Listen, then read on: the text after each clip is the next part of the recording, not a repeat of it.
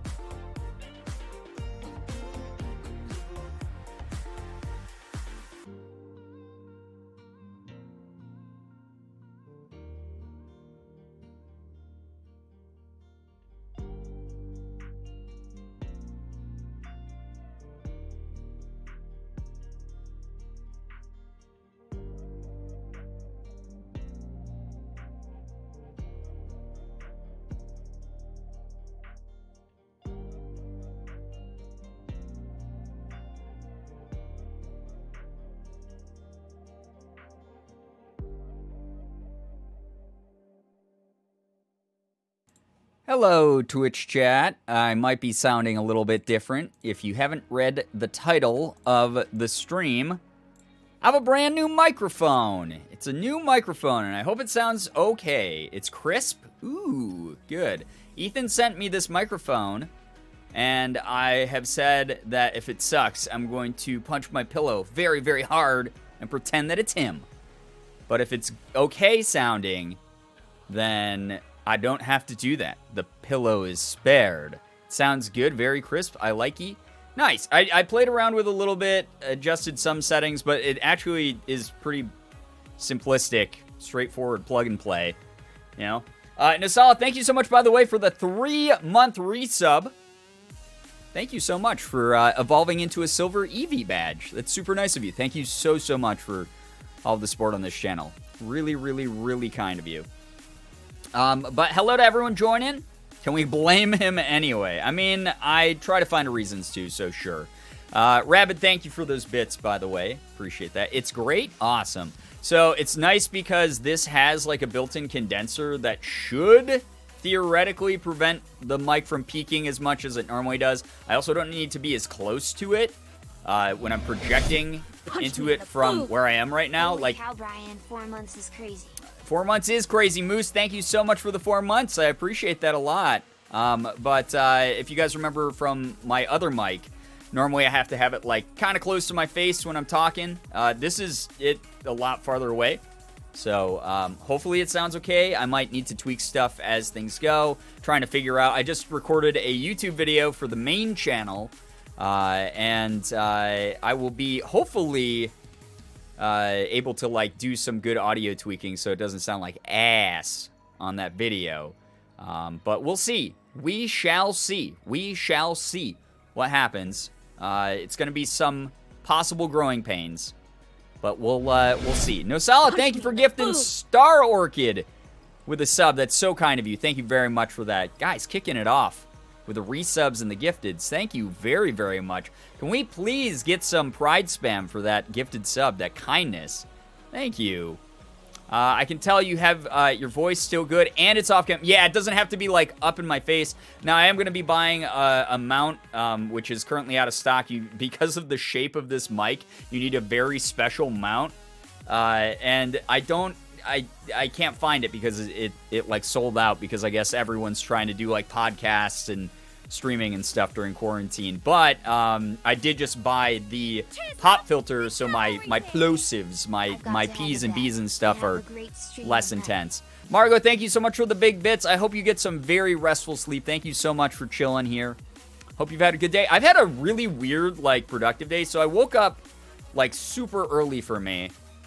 Some of you are going to be like, that's early for you. But for me, someone who doesn't have a schedule, who stays up until, like, freaking 5, 6 a.m. playing video games and being an idiot on my phone and stuff, I got up today at 10:30 in the morning.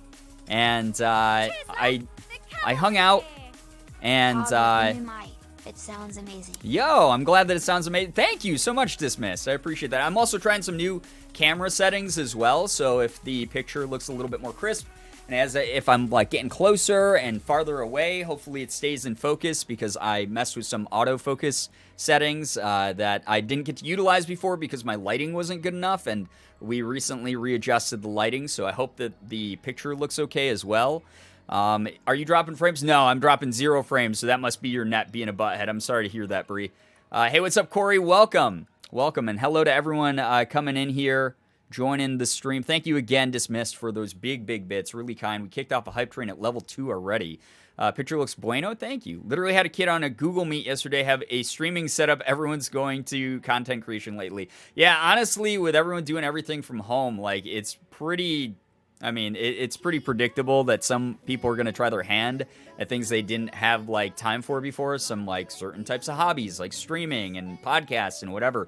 I bought the pop filter. That's on its way whenever the hell Elgato can ship it to me. Outside of that, getting the mount itself, I just have to be careful not to, like, punch my desk or something, I guess. Yeah, hopefully... it sounds good the rest of the stream. This is a crisp stream. Good, I'm glad. Nasala, thank you for those bits. That's really kind of you. Let's do this little segment here that we call Good News. For those of you who are newer to the community, there's a lot of bad shit going on in the world right now. We try to remind each other that it's not all bad all the time, that people in this community are getting some good things done, whether it's something as small as you've been having trouble getting out of bed, but you got out of bed today on time and you were able to, do a couple little things, or if it's something as big as getting like a promotion at work, or finding out you aced a quiz that you'd studied for or didn't study for, or something like that. If you have some good news to share with this community, I will try to validate and lift up as many messages as I can. There's a lot more of you typing to me than there is of me reading, but hopefully other people here in the community are very kind to you and supportive of whatever you've done. Yeah. Quick creep.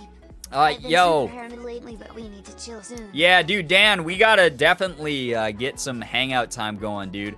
Very, very soon. It's been way too long. Way too long. And I know you've been social distancing. I have as well. So let's definitely get that going sometime. Do a nice social distance hangout sesh. Thank you so much, by the way, dude, for 25 freaking months. That's so long, man.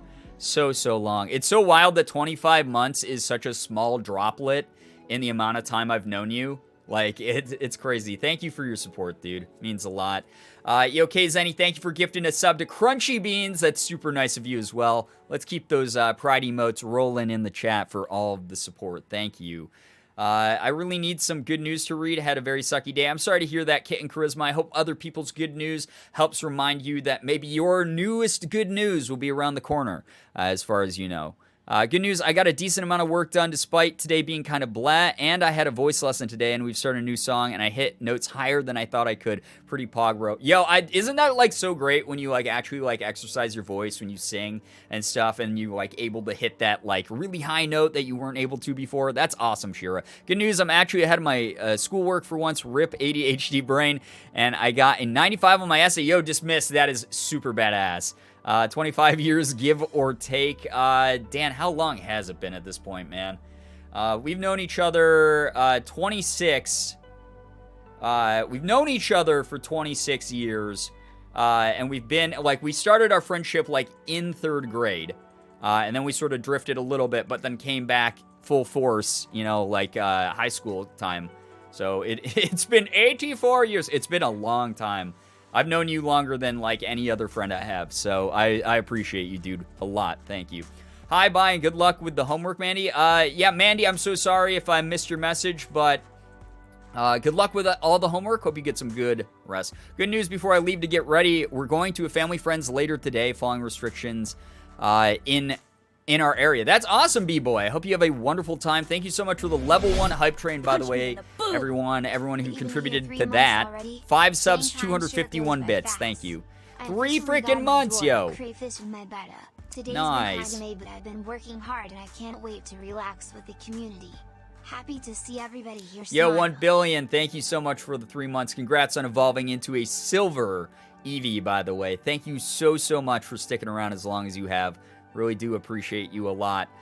Super kind of you. Pride spam in the chat, please, for that kind support. True, stupid middle school segregating houses by color. Yeah, okay, so before that's taken out of context, I've slightly touched on this in previous stories, chat.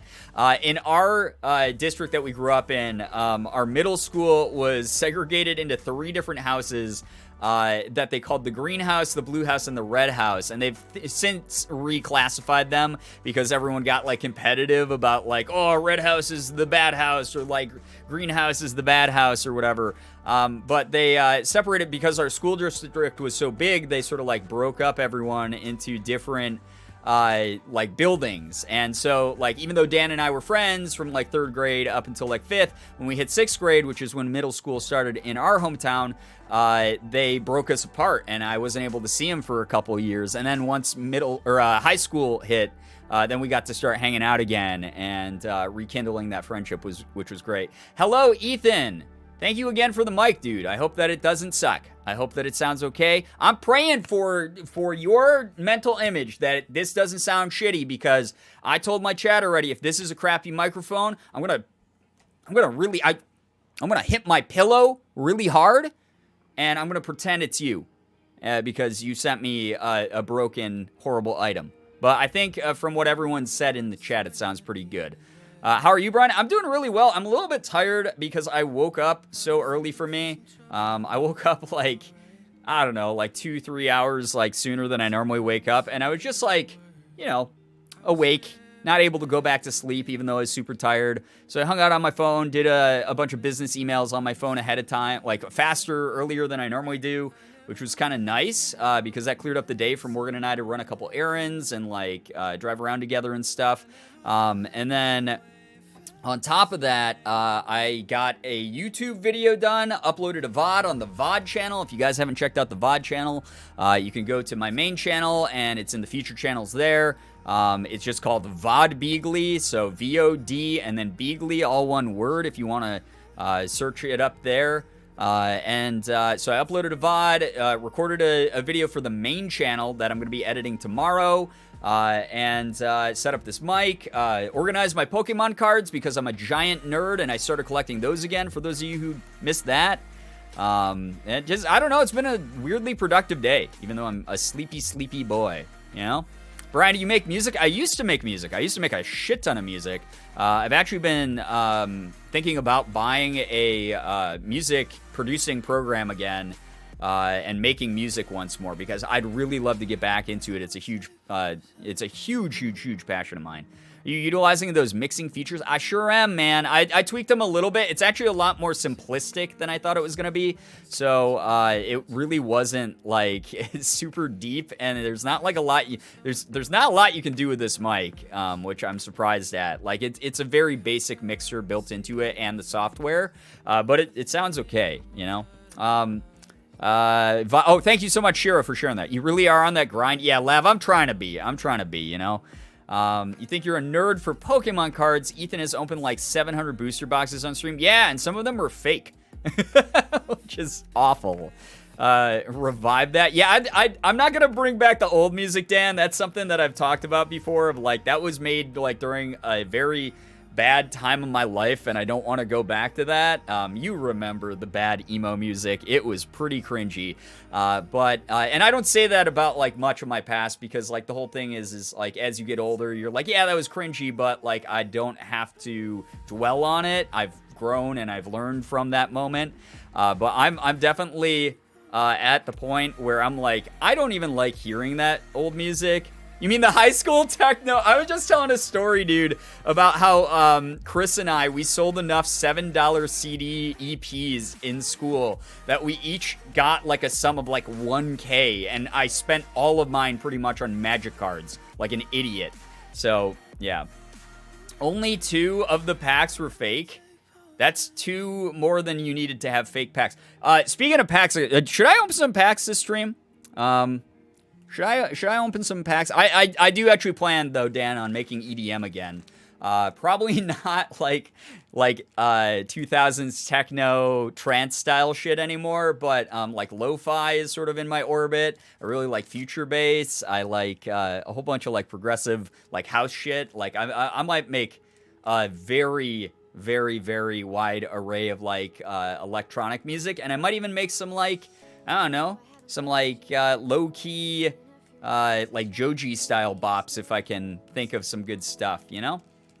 Yeah, so I have a shit ton of, so these aren't true packs. So these are the mini boosters. I've talked about these before. I've opened a couple of these on stream before. Morgan and I went out to the Dollar Tree today because we had to just like pick up some like random shit, mainly for this folder. This is all Pokemon cards in here. And I filled it with sheets and freaking dividers. I feel like I'm in goddamn school again.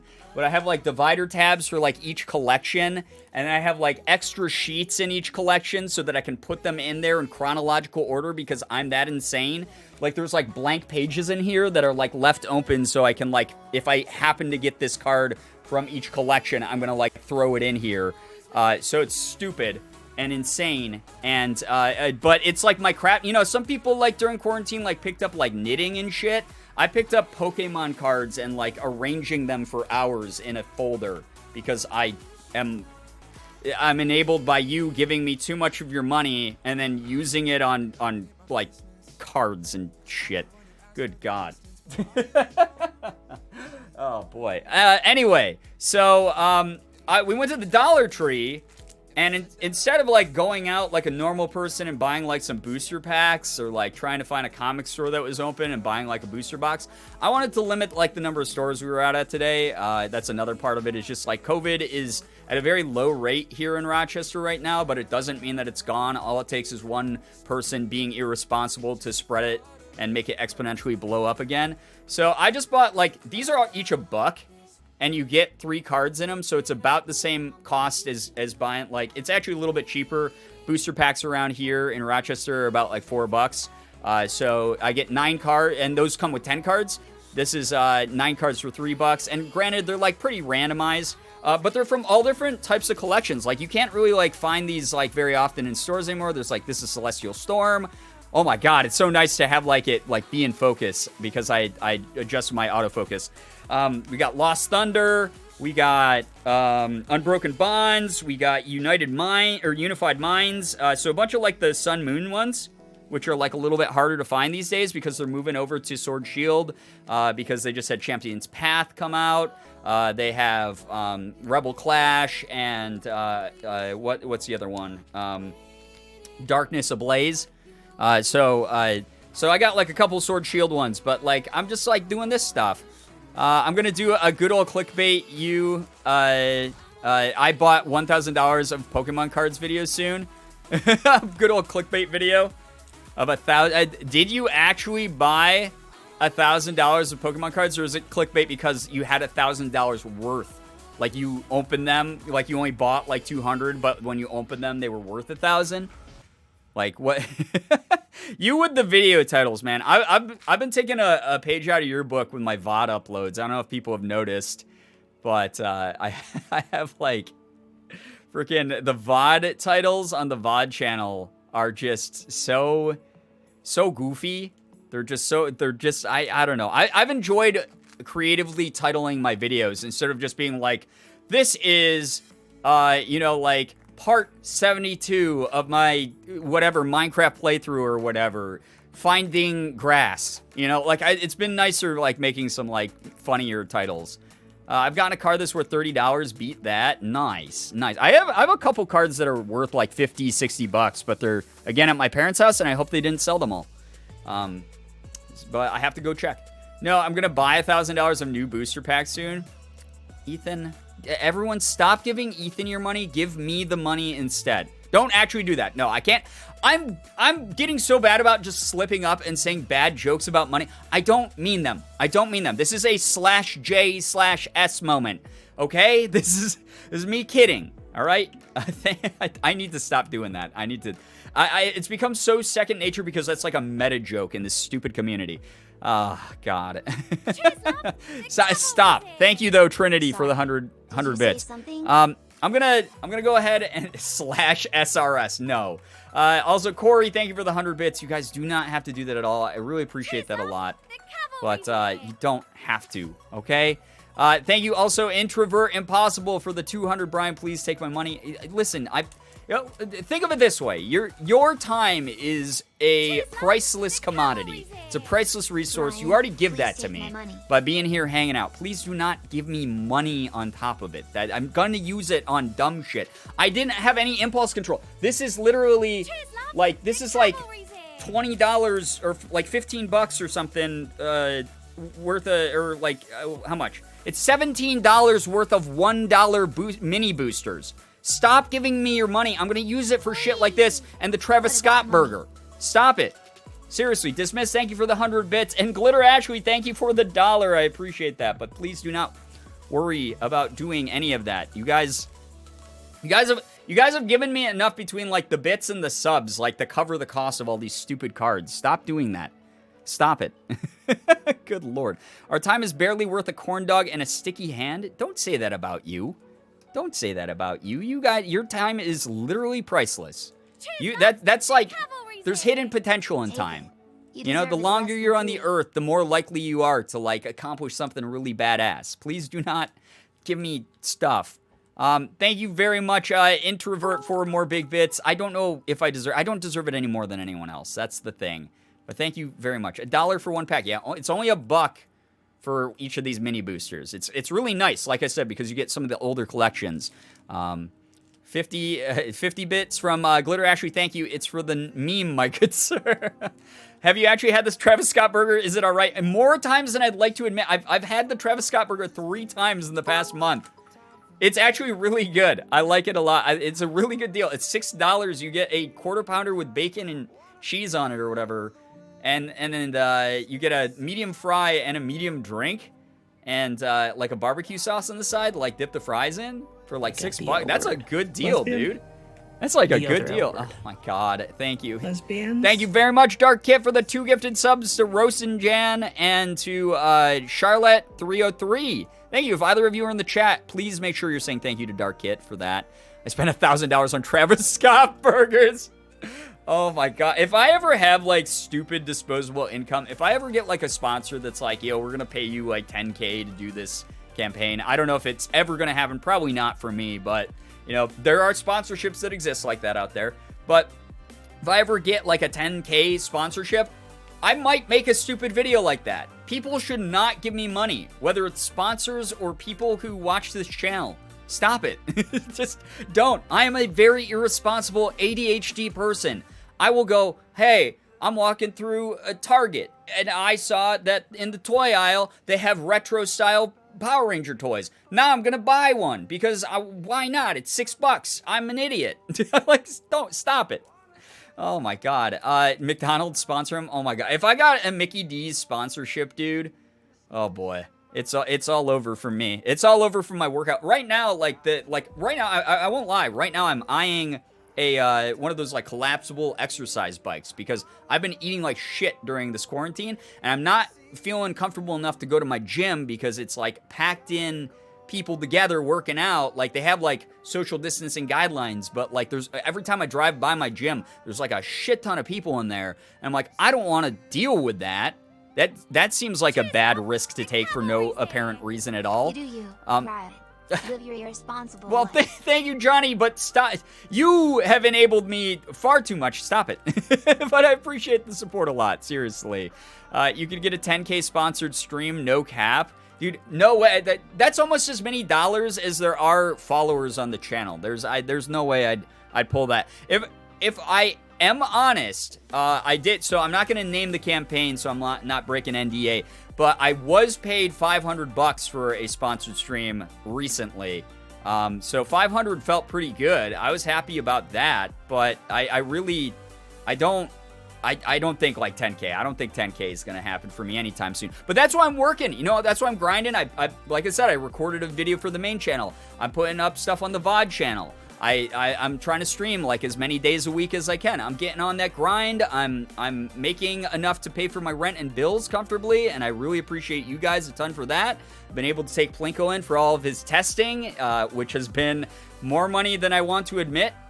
So like, you know, I'm building up my brand, I'm building up my thing, and if brands want to start working with me even more than they already do, I'm going to be super grateful for that. We're going to see what ends up happening, though. We're going to see what ends up happening. One day 10K will happen. God, I don't know. Pog? Yo, dude.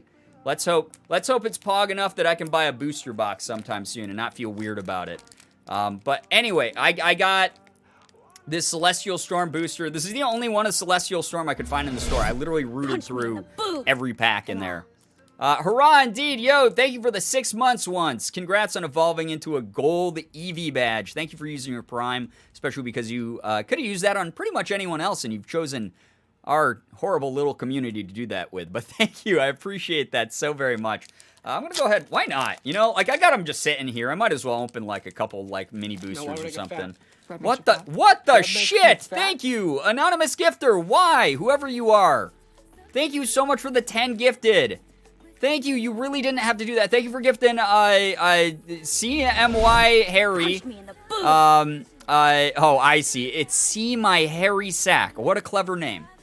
Is that your legal name? That's wild that your parents would do that to you. Lizahan, BMC Ari, Sivana, Vergen, or Vergerin.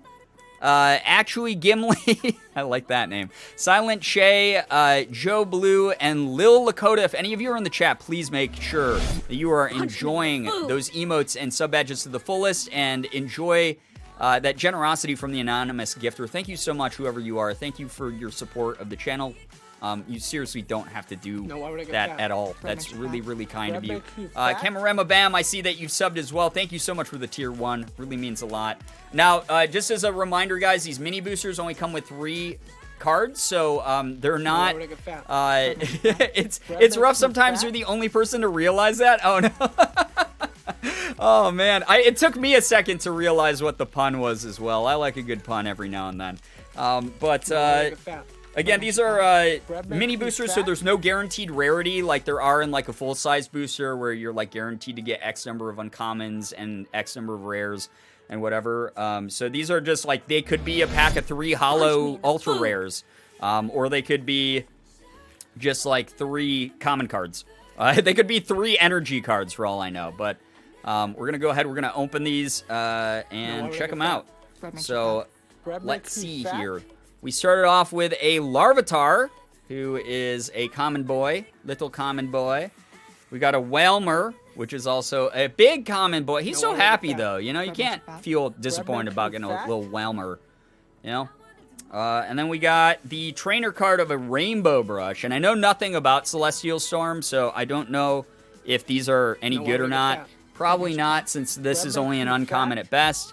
But... you know, I'm also, like, in it. I'm not really in it just to resell. Like, I'm kind of just... oh, I'm collecting. It's bad, dude.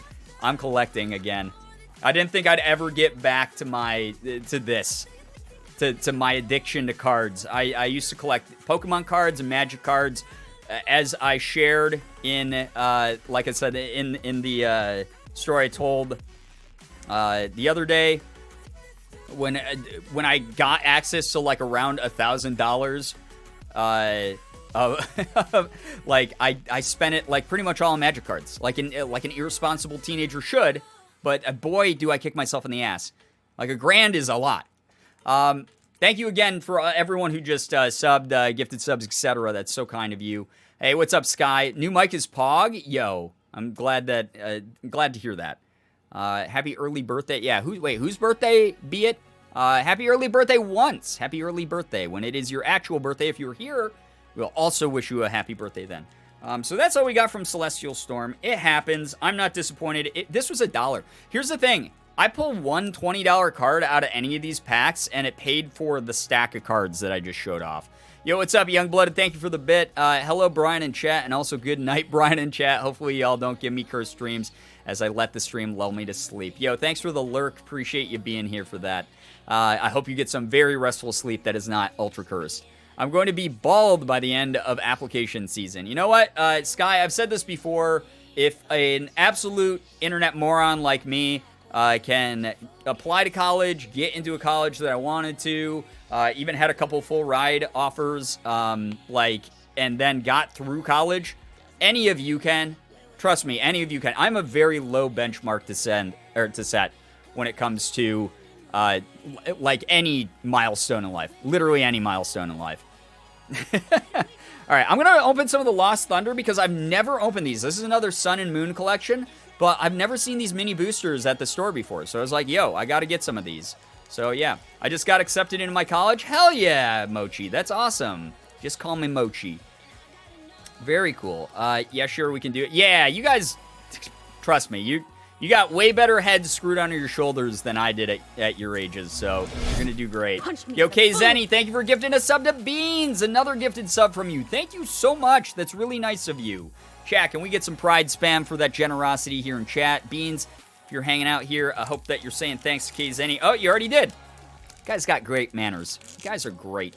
You're gold now? You're gold Eevee? Yo, thank you so much.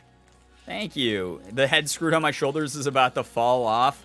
It happens. It happens from time to time. Good news, my mom just got hired after months and months of people rejecting her. That is awesome. That is excellent. Congrats to your mom. Please pass congrats from the community on to your mom.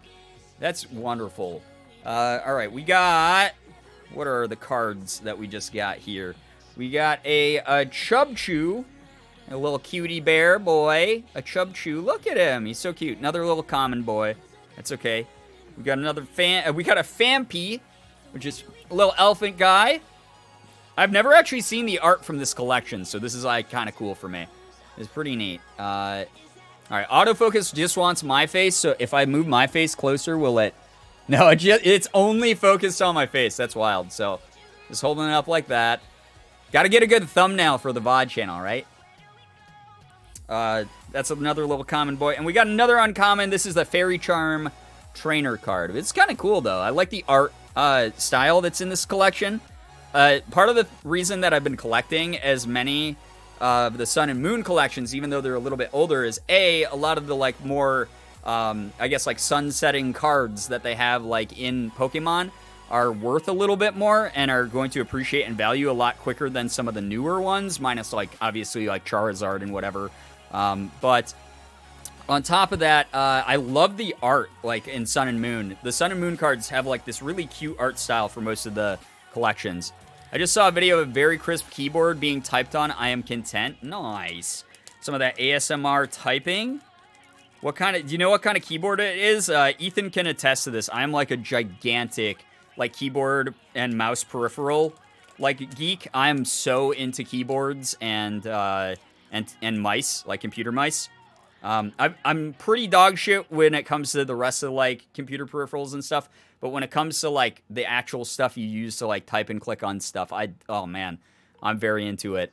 Let me see. Okay, awesome. There's a couple really clicky keyboards that you can probably look up like tech videos of, honestly, that would be like up to your standard of like wanting to hear like the clickiness of like the Ducky series of keyboard, the Ducky brand keyboards. Like Ducky Shine 6s and stuff have like these really nice, like aesthetically pleasing, just they look nice because they're like small, like 60 to 70% keyboards, and they're really shiny, but they have like really nice, like custom, I think they're proprietary keycaps, or switches, I mean, and they sound so nice. Very, very, very nice. Hi, Brian. I was super excited to see your stream, and I'm having a rough day with school. So many assignments and no inspiration. Your vids and streams make me feel a lot better, though. Thank you. Oh, Zuzu, thank you so much for being here. I'm so sorry to hear that you're having a rough time, but I hope that just hanging out, vibing with the community a little bit will help you feel a little bit better. Thank you so much for being here. Just know that tomorrow is a new day, and I hope that it goes a lot better for you. But yeah, we've just been chilling out. We've been testing out the new microphone, which I hope continues to sound good the rest of the stream. I got some new camera settings so that the camera's like focusing on me a little bit better. And we're just opening some Pokemon cards, and people are just randomly sharing some good news, and we're talking about different topics and stuff. So yeah, Okay, but a good click-clack on a keyboard is beautiful. Yeah, I like the sounds of clicky keyboards. Mine's loud enough that you guys can, like, hear it during Morgan streams. Morgan gets a lot of comments about how people can hear me typing. And they're like, why is Brian angrily typing? And I'm like, I'm not angry. I type that fast. Like, I type that viciously. Because I had to go through typing class when I was in school when I was a kid. Yeah, as far as... and I had, like, no friends, so I was on the computer, like, a shit ton, you know? Mic sounds good. Thank you. Appreciate that. It's the Rymek Classical Mechanical Keyboard. Nice. Okay, yeah. Rymek makes some good, like, custom classic boards and stuff like that. That's pretty cool. That's very, very cool. Yeah, I love a good click-clack on a keyboard, but personally, when it comes to my own experience, and especially making videos and stuff, I like it when there's a good... sort of like balance where it's not super loud. Like this one, if I pressed it a little bit softer, would not make much of a noise because it has rubber O-rings on the keycaps, and it also has optical mechanical switches, which are a little bit smoother than regular mechanical switches that make that like very loud click-clack noise. So these ones sort of like are supposed to be a little bit more stealth, a little bit more silent. And for a while, I was trying to get... what are called Cherry MX Silence, and I was going to buy a Corsair keyboard. I can reveal this now because people for a long time were like, Brian, what keyboard do you want? Back when people were like gifting me like $200, $300 gifts for some goddamn reason. But I was like, yeah, I really wanted the Corsair Strafe with Cherry MX Silence because you can't even hear people typing on it. And it's, like, incredible for gaming so that, like, if you have an open mic, you're not just bothering everyone with, like, the click-clack. And they're really, really fast, responsive keys. I don't need it anymore because Zowie hooked me up and was like, hey, do you want us to hit you with some stuff? And I was like, yes. Yeah, that'd be cool. And now I have the Celeritis 2, which is, like, my favorite keyboard of all time. It's very, very good. Hey, what's up to everyone joining the stream, by the way? Thank you so much for hanging out here tonight. So we just, like, vibe together, do a little bit of just chatting, a tiny bit of Pokemon card opening. Brown, same pressure while silent. I don't like Browns. They're not responsive enough. I had a keyboard, an old Rock Cat with Browns, and they are pretty quiet, but they just are not a quick enough response time. The latency on them tends to be a little bit slower, even like with the mechanical feedback. Like I found that I was pressing a little bit harder, and that could have been how some of the keycaps were seated or something. But I like pulled them up and reseated them a bunch and whatnot. And I wasn't a big fan of the Browns compared to like Reds and even like Blues. They're just not as responsive. So not my favorite type of switches. But like I said, these are custom optical switches here in the Celeritis 2. Basically, they are traditional mechanical switches in the keyboard, but there's a little laser that in real time detects, instead of it being like a feedback, like mechanical system in the keyboard that like presses like an electrical switch down. It's a laser that when it's blocked or unblocked, that is the response time of the key. And it's so responsive that when I first got this keyboard, I was accidentally typing double keys sometimes because it is just so like light speed fast. It's the best thing in the world. The only thing I have to be careful of, but you have to be careful of this with any keyboard, is if I get like crumbs or anything in it. I don't tend to eat over my keyboard much or anything, but if there's anything like a cat hair that's even blocking like the optical laser, then it like makes it malfunction a little bit. So I've been doing my best not to have that happen. I blow it out with like pressurized air and stuff and make sure that it's nice. That sounds so good. Yeah, I mean, it's an amazing keyboard. It's just, I mean, if you want to check it out, we got the keyboard command in chat that I don't know if mods only can use that one. That one might be open to everyone, but you can check out one of my partners, Zowie, has hooked me up with my keyboard and my mouse and my monitor. Everyone can use it? Okay, awesome. Yeah, so I'm partnered with Zowie. And they make some really good stuff. It's a little bit on the pricier end for some of their stuff, but that's because it's like super high quality, and that's not just me chilling out for them. They literally sent me all this shit, and they were like, only talk about it or add it to like your commands if you like actually like the shit. We don't care. Like, we just want to make sure that people are organically, like, promoting it if they really like the tech. I really like the tech. Like, this is my favorite mouse, keyboard, and monitor setup I've ever had. In the many, many years I've been a nerd on the internet playing video games and shit. That's really good of them. Yeah, I had no ad read. I didn't have to read an ad. I didn't have to do anything for them. I literally just was like, cool, yeah, I'll use your stuff. And then after like a couple weeks of it, I was like, this is the best shit I've ever used. Definitely gonna like link it on the page here. So yeah, you can check that. Anyway, I'm slowly opening another Lost Thunder. We got a Wurmple, little caterpillar boy, little wormy boy squiggling around. Another common. I'm so sorry everyone went to hang and chat with you all, but I'm not, or want to hang and chat with you all, but I'm not feeling well. I'm gonna lurk till I fall asleep. All good, Mommy Shark, totally understandable. Never feel bad about lurking. You're still sharing your time with this community. I hope that you start feeling better. Seems like there's something in the air today. I don't know what it is. Normally Thursday is like a pretty positive day, but it seems like a lot of people are having trouble today, and I'm so sorry that energy is in the air and dragging people down and making them feel bad. I know a lot of you have already mentioned in chat. I didn't read every message out loud, but I saw a lot of them, that things aren't going super hot for you right now. But again, I know as cliche as it sounds, tomorrow's a new day. Tomorrow's a new day, and tomorrow's full of opportunity and potential. As far as you know, tomorrow could be the best day of your life. It could be the day that turns everything around. You have no idea. It really, really could be. And I hope that that's the case for some of you. And even if it's not, I hope it's a better day for you. I hope it's a fresh start. I hope that you're able to go through tomorrow, the start of your weekend, with a refreshed feel about the world and knowing that you got the weekend ahead of you. So, yeah, hopefully a lot of things start going better for everyone. Just know that we're always here to just vibe with and hopefully distract you with a little bit of laughter and wholesome vibes and whatnot. While you might be going through a rougher time. And if you don't feel like chatting because of that, if you feel like you gotta lurk or whatever, know that that's okay, because you still took time out of your day to share a little bit of your time with our community. The least that we can do is respect your wishes, and we're absolutely fine with that. We appreciate you just being here at all. So, yeah, it's been a long year. Yeah, it really, really has. It is, I thought it was, like a day ahead earlier this week. There's been random times throughout the year I've just been losing track of what day of the week it is. Minecraft stream, we're probably going to be doing Minecraft stream this weekend for sure, actually, because I'm super excited to tackle the medium parkour again. By the way, I don't know if Maya is in the chat, but Maya Zavar, I never know if I'm saying the last part of your username correctly, but Maya, if you're here, congrats to you.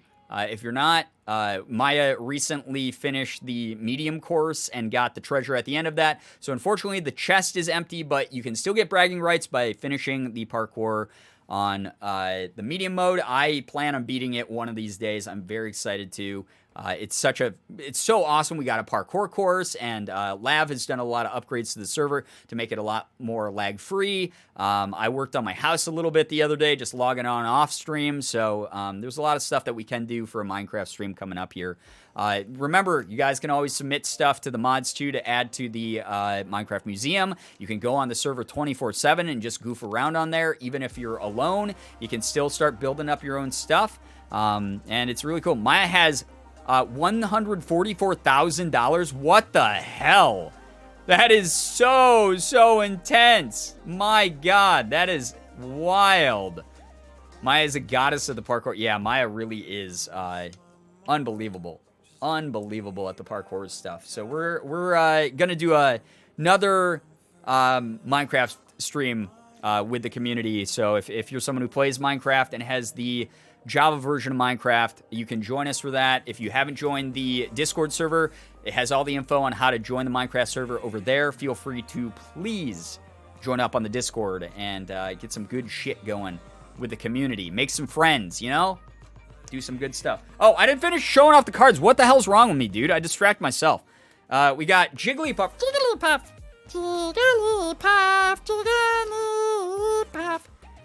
So we got Jigglypuff. We also have a Delibird, who I like as a Pokemon, because, like, what a cute design the Delibird is.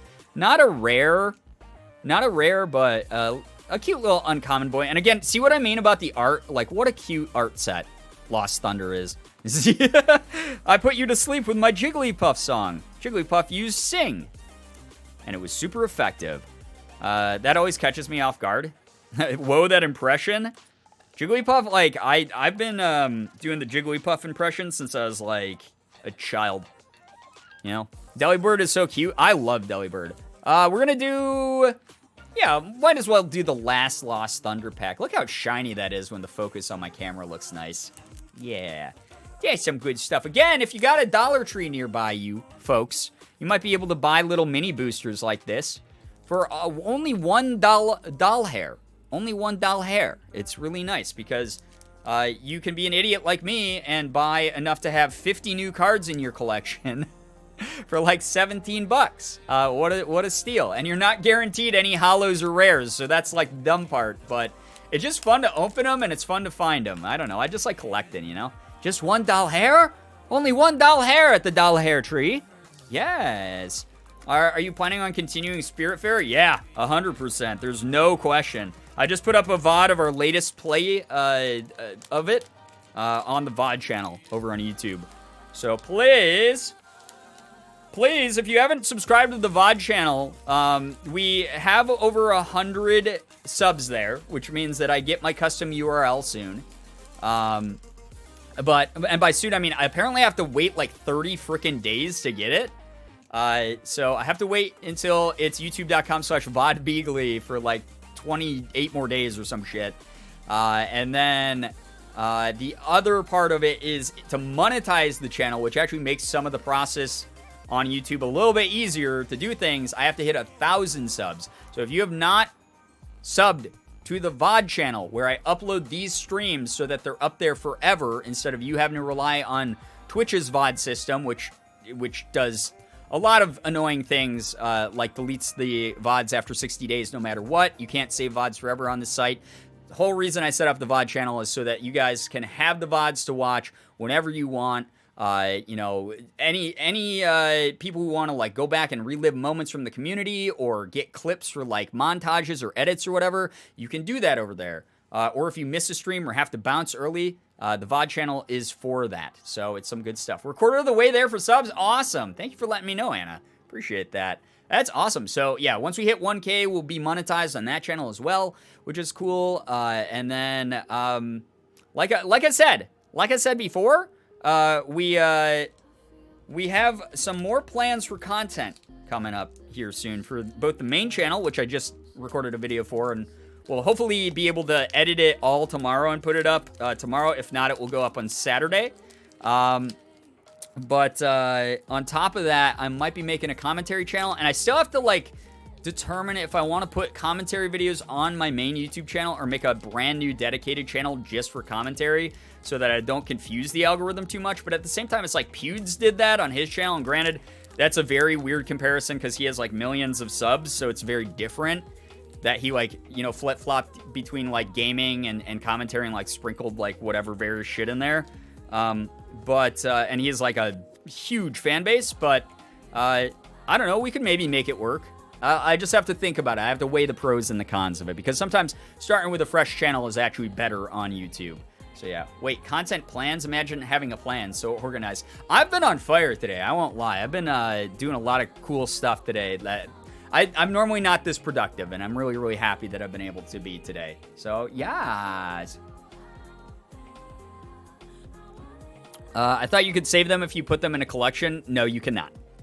Any videos on any full-length past broadcasts, even for partners, and you can look this up on the FAQ, get deleted after 60 days. If you can add clips and you can add highlights that will stay up for, I think, indefinite amounts of time, but you cannot save every single past broadcast. Their servers, they said, nope, we don't want to pay for the bandwidth for that. We're going to delete them to clear our servers every 60 days. So that's that. Hey, guess who stabbed their imposter partner in the back and still won? You know, that is a tactic, Randy. is to throw your, especially if your partner's like being really shitty at imposter, throwing them under the bus is an actual like big brain strat. It's like a 200 IQ strat, honestly. We're going to head to sleep because I have class tomorrow, but it was good hanging with y'all. Yo, Dismiss, thank you so much for being here, for supporting the channel as much as you do. I hope that you get some good rest, get some very restful sleep. I have ADHD and I live off the chaos that entails. I can't fight it. Might as well join it. I mean, what? Literally never having a plan? Yeah, I mean, I'm someone with ADHD as well, so normally I don't have a plan, but today it felt I didn't have a plan, but I just got a lot of shit done, you know? I hate to waste more points, but I need to say this. I've been questioning my gender identity recently. And you all make me feel so accepted and like I actually matter. Thank you. Here's the thing. Again, if this bears repeating for anyone who's new here, I do not care what you identify as gender-wise, sexually, if you are, black, white, Asian, from the middle of the sun and your skin is purple for that reason. If you are from like outer space or something, if you are someone who is religious, if you're atheist, if you are, I don't know, just like if you're into Pokemon cards or not into Pokemon cards, I don't care. If you're a good person, if you're a cool person, we're going to be cool to you. And that's what matters. And you being able to find out who you are, questioning your gender identity, becoming more comfortable with yourself, exploring that in a safe environment, and having a place here where we're going to encourage you and we're going to validate you as much as possible. I'm happy to hear that. That's awesome. We're so proud of you, and we hope that things start going really, really well for you, Bubby, as you continue to nail that down. That's some good stuff right there. 100% behind you. Like anyone who is, non-binary, anyone who is trans, anyone who, really, really, really questions, like, am I basically the way that I want to be? Just know that you're not alone, that a lot of us have been through that, every single thing that you're going through right now is a valid step in the process. It's not a race. Do not rush it. If it takes you a little bit longer than other people, that's okay. We're going to be there for you every step of the way. I love all of you so much, no matter who you are. Aw, that's so nice of you, Stoned. Very, very nice of you. Blast Toxic, I saw you writing weird stuff earlier, so can take a little bit of a timeout instead of being like a bizarro person. Actually, you know what? Fuck you, dude. I don't need some weird random nobody trying to invalidate people or make people question things in a way that's, whoa, the science behind it. Nah, fuck yourself. Go get an education. Go get a brain. Go do something with your life that makes you worth existing, because right now, you don't have that. Hi, Blinko the cat. Are you trying to climb me right now, buddy? I love you. Hi. Hello. Hi. Protect trans kids? Hell yeah. Hell yeah. Listen, if you come in here and try to invalidate one of my followers, I'm sorry, I'm choking on water as I say this. If you come in here and try to invalidate, I don't care what people say to me, because I've been on the internet forever, and everything that's said to me is pretty uncreative and boring, and just kind of is more of a statement about who you are than me. But if you go after one of my followers, if you come into this chat and you try to put down someone here, one of these wonderful freaking people who are sharing their time with me, who are going through their own process and are 100% valid in doing so, I'm going to toss you into the sun, dude. That's what's going to fucking happen. Oh, boy. So, again, sorry you guys just had to go through that. Sorry we had a weirdo in here doing that. I will always stick up for you. I want you guys to know that that is not an experience that you should get used to, especially around these parts. The ones that you should get used to is way more people than that one little insignificant nobody who is in here. There's hundreds of us in here right now, or over 100 of us in here right now. We all back you. We all support you, and we want the best for you. And that's something that's badass, I think, about this community. Because it's not just me being loud about it. It's so many of you in the chat who are always there to stand up for other people. And I think that's pretty freaking cool. I think that's pretty freaking cool. Glad I missed that, but so happy to see you standing up for peeps. I'm always going to stand up for this community. That's the thing, is we have such a broad array of backgrounds here. Again, racially, gender-wise, sexuality-wise, whatever. Like, if I was closed-minded, it would be hell for me, because there's so many different backgrounds coming together and all trying to find common ground together to be like awesome to each other. That's something that I love seeing. That is something that I'm always going to encourage. It's really, really cool. It's really, really cool. So yeah, hell yes, this community is the best. I wouldn't say we're the best. You guys are the best. I mean, I won't say I'm the best. You guys are the best, is what I meant to say. You guys are the best community on the internet. And I know every single creator says that kind of thing, but I freaking mean that. I mean that. Like, if I wasn't here paying attention to chat, if I had been distracted by gameplay or something, I know one of you in chat would have stood up. I know one of you would have said something on Bubby's behalf and been awesome. That's something that's dope. That's something that's really cool. Hey, what's up, Maya? Welcome to the stream. I'm very late. It's all good. It's a-okay. We were just talking about your parkour prowess earlier, which is really cool. I still need to go to the medium course and beat it. I got to, I can't remember which course is which, so never mind. I was going to say, I think I got to the, like, floating pillar with the ladders on it in the center, but I don't remember which one. If that's the hard one, or is that... The hard one's the all-ice one, but I can't remember if that one also had ladders and pillars or something. But we were talking about how, like, you are the absolute master of parkour over on the Minecraft server. And we're going to be doing a community Minecraft stream sometime here soon, either tomorrow or Saturday. And I can't wait to play some more Minecraft with all of you. I think it's going to be very, very cool. I wish there were more people in my life like Brian. No, trust me, you don't. One of me is more than enough. It would be a terrible thing for the world if there were. But maybe more. Yeah, more of chat. Yes, exactly, Fernie Byrne.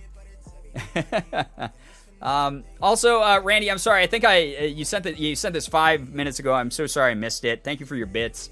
Earlier, we were waiting for the group to fill up and considered inviting you to join. Yeah, I wouldn't have been able to. I've been doing work all day, and I've been feeling good about it, too. I've been very productive. This community is very accepting. We'll love you for who you are, so long as who you are doesn't hurt anyone else. Exactly. As long as you're not being a harm to yourself, and you're not being a harm to others, 100% you're going to be accepted here. You know? Anyway, I got 3 cards here, and I've been looking at this little Cyndaquil this whole time. I love this boy. Yo, thank you, Goody the Cutie, for gifting a sub to just call me Mochi. That's so kind of you. Mochi, if you're still in the chat, please make sure that you're saying thank you to Goody for that gifted sub and your access to the emotes and the sub badge. Thank you so very much. Can we please get some pride spam in the chat, especially after that little rant that I just went on there, to remind all of our pals here in chat that they're all valid. Every single one of you is valid. Every single one of you is awesome. Thank you for being my community. It really means a lot. And thank you for supporting my community in such a huge way. You all do way too much. This already, we started streaming less than an hour ago, like about an hour ago. This is too much already. Thank you so much for that. But we got Cyndaquil, who's one of my favorite Pokemon. I love Cyndaquil. He's such a little cutie guy. Look at him. He's so cool. Who else we got? We got Pineco, who... Spooky Pine Cone Boy. Spooky Pine Cone Boy. And then we got Shinotic. We got Shinotic, who I don't know what this one is. Is a big old mushroom. And another uncommon. So we've gotten 3 packs in a row, or 4 packs in a row that were 2 commons and an uncommon, which is so weird because I've gotten holo cards out of these before. But that's why I said about these. They're just little 3-card boosters, and they're cards that are going to go in my collection regardless, so I don't really care that much about how much they're worth. But I would like to pull like a hype card during a stream. I really want to pull like a super hype card, dude. I think that would be awesome. Sometimes I pop in here and it's always so nice. We'd love to see it. Stay strong, and know you're all loved. Oh, thank you, Goody. It's really nice of you. Thank you. Give me 1 second. Let me put these back in the sleeve. I'm feeling like I want to... I've been making you guys wait between so many freaking cards here, like pack openings. Let's open like 2 of the Unbroken Bond ones at least. I got him. You know, let's open these. My dad says goodnight. Yeah, good night to your dad, Blip. The suspense makes it better, doesn't? It's like Exhibit A of ADHD. It's Exhibit ADHD is what I should call it. Of me starting to do a task and getting distracted partway through, forgetting what the original task was, looping all the way back around when something reminds me, and it being like 20 minutes later. Good freaking lord, dude.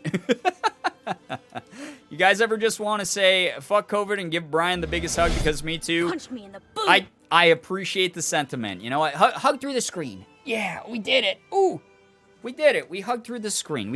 Here, I'll do another one. Yes, there's the big old hug. Because we had a little alert up on the screen. Thank you, Jonathan, by the way, for the 5 months. It's such a long time. Thank you very much for sticking around the community so long. Exhibit A, DHD, exactly. I miss going to conventions and being able to see fans and stuff like that. It's something that like has really, as an extroverted person, has made me so sad about this year. Among literally everything else. But, you know, if me staying inside and not exposing myself to a killer virus that has literally taken the lives of people or permanently hurt them in some kind of way keeps people safe, then I'm willing to stick it out, and I hope you guys are as well. And we'll all get through it together, and whenever we get to see each other at future events, we're going to share the biggest hugs. The biggest hugs. All right, so this is Unbroken Bonds, which is actually one of my favorite. It's probably my favorite Sun and Moon set. So hopefully we get some good pulls. We got a little Diglett. We got a Diglett, which is it's so weird. So I've been going through, like, I've been educating myself with Pokemon cards recently because I've been out of the loop for so long with Pokemon cards. Fernie Burn, thank you so much for the tier 1. I appreciate that. I really hope that you enjoy your emotes and your sub badge. Thank you so much for being a part of this community, joining us here. Aw, dirty boy. Yeah, Diglett, it's weird. He's like a Pokemon Company favorite because in like every single... This isn't a low-end Diglett, by the way. Which means he's like the Hawaiian style, like Sun and Moon one. But every single collection of Pokemon cards has a Diglett card, and that's not the case. Like, there's not like a consistent Pokemon across like every single collection, really. But Diglett is one of the few that has a card in like every collection. And I've been like learning like what cards are like more common in certain sets and which ones like are exclusive to certain sets, just so that I know a little bit better. It's like I've gone back to school. Yeah, I got my 3-ring binder with my Pokemon card collection. Oh man, I got to go to class, guys, and go to Pokemon 101. That's what it feels like right now, with having the binder and like literally using my free time to research Pokemon cards. Like, what the hell, dude? It's like, oh my god. But, so we got Diglett, who's pretty cool. We got Raichu. Ooh, I love Raichu. This is a rare Raichu pull. Oh, wait, which Raichu is this? Give me 1 second, chat. I gotta look this up super quick. Super quick. I just gotta look this up. I don't think he's, like, a expensive boy, but I think he's a rare boy. Like, a pretty rare boy. Let's see here. What was the freaking site I was using? TCG Playor. And we gotta go to Unbroken Bonds. Unbroken Bonds, baby. Where are you in this list? I wish they organized TCG Player's price guide better. I just want to get a good feel of what this guy, how rare he really is. You know? There it is. Okay. Raichu, but it's not the Raichu. I've pulled the other art of Raichu. I think they might be worth the same. Oh, wait. That was from a different collection. That's why. Okay. So he's a rare boy. He's not worth very much. But he's a nice rare boy to add to the collection. Yes. Yes. But he's cool. He's cool. Look at that. He's like... He's super angry, dude. He's shooting lightning everywhere. I love him. Raichu messed Pikachu up that one TV episode. Yo, I went back and I watched that episode like as an adult a while ago, and it did make me tear up when it's one of the classic Pokemon episodes where Pikachu faces off against a Raichu, and Pikachu doesn't think that he's good enough because like Raichu is his evolved form, and like everyone's like, why aren't you like Ash? Why aren't you evolving your Pikachu into a Raichu so he's more powerful? And Ash is like sticking up for Pikachu. He's like, I believe in Pikachu. I love Pikachu. I'd never do that to my buddy, especially if it's like against like his wishes. And it was, I don't know, it's such a like wholesome, cute episode, and it's very emotional. Hey, what's up, Shannon? Welcome to the stream. I definitely cry over Goodbye Butterfree. Oh man, that's another one. Yeah, that makes me kind of emotional. And then there's the one where Pikachu finds all the like wild Pikachus, where they're all like singing like the Pikachu song together, where it's like I can't remember. It's like Pikachu, like something like that. There was a website back in the day, like we talked about with the all the like early memes that were just websites like Hamster Dance. That was the Pikachu image repeated, and it was that Pikachu song in it. But that's another one that made me like super emotional, I remember. Anyway, so we got Raichu, we got De-Evolution Spray Z, which is uncommon. Really cool art on that. I love the items, like the trainer cards are sometimes really cool, and we got the Diglett in that. So at least we got a rare pull on this one, so that's good.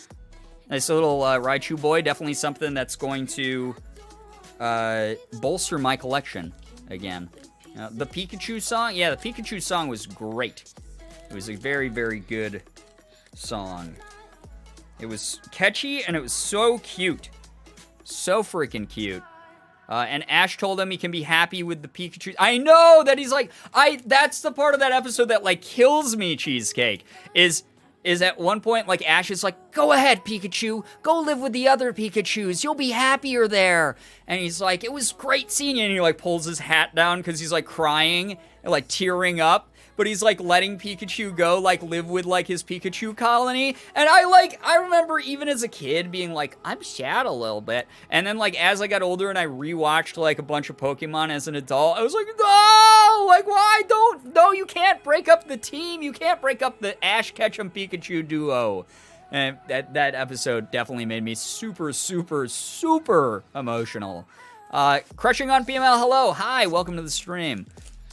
Totally on the mend from a rough week. You are not alone. I will let you know ahead of time. There's a lot of people in chat tonight who are in a similar predicament.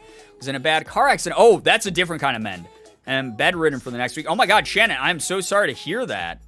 That's terrible. You have had a rough go of things lately with everything happening. I'm so sorry to hear that that's going on. I hope that we're able to lift you up a bit and cheer you up and take your mind off of being in. Hopefully you're not in too much pain, and hopefully you heal up very quickly. But we're so sorry to hear that. That is rough. Hi Brian, this is my first stream, and I'm watching you, and I already love it. I hope you're having a good day. Thank you so much, Dale. Dalen. I don't know if I'm saying your name right, but thank you so much for dropping by, checking out my stuff, chilling out with us. We're just opening some Pokemon card mini boosters, 3-pack boosters, or 3-card booster packs, and just chilling out, talking about like various stuff and crying over old like retro Pokemon episodes. The nostalgia. Oh my God. Remember that scene when Ash is turned to stone in the Mewtwo movie? Why would you remind me of that? That's so sad. And like Pikachu's crying. Oh my God. Everything's so, oh my God. I haven't watched the Mewtwo movie like since it came out. I'm pretty sure I saw that in theater. Oh my God, what an emotional movie. That's a great movie. That's a really good movie. And you know the greatest thing about Pokemon is like the animation granted, like the animation in the movies was always like a notch up, much like most anime. Like the series animation is always like ramped up for the movies. It looks like a lot crisper and everything. But like Pokemon doesn't like totally change its style for the movies. Like it's still very recognizable, like the same art style as they use in the series. Because sometimes like studios get like extra studios involved for like the anime movies that they make. And I think like Pokemon does like a really good job of staying consistent in that way between movies and the actual series, so that it feels like a lot more seamless between the two of them. And it's really, really nice. You know? They totally referenced it in Detective Pikachu. Yeah, I love the references that they made in Detective Pikachu. Detective Pikachu was such a good movie. I was so surprised by it because I was like, all right, people have told me this is good, but some of my friends have kind of dog shit movie taste, not to be too mean. We just have different movie tastes, and a lot of times that they're like, oh, this movie was great, dude, you have to check it out. And then I go and I check it out, I'm like, this how good can a live action / animated Pokemon movie that doesn't even have real Pokemon battles in it because it's like about like the Detective Pikachu character. How good can that even be?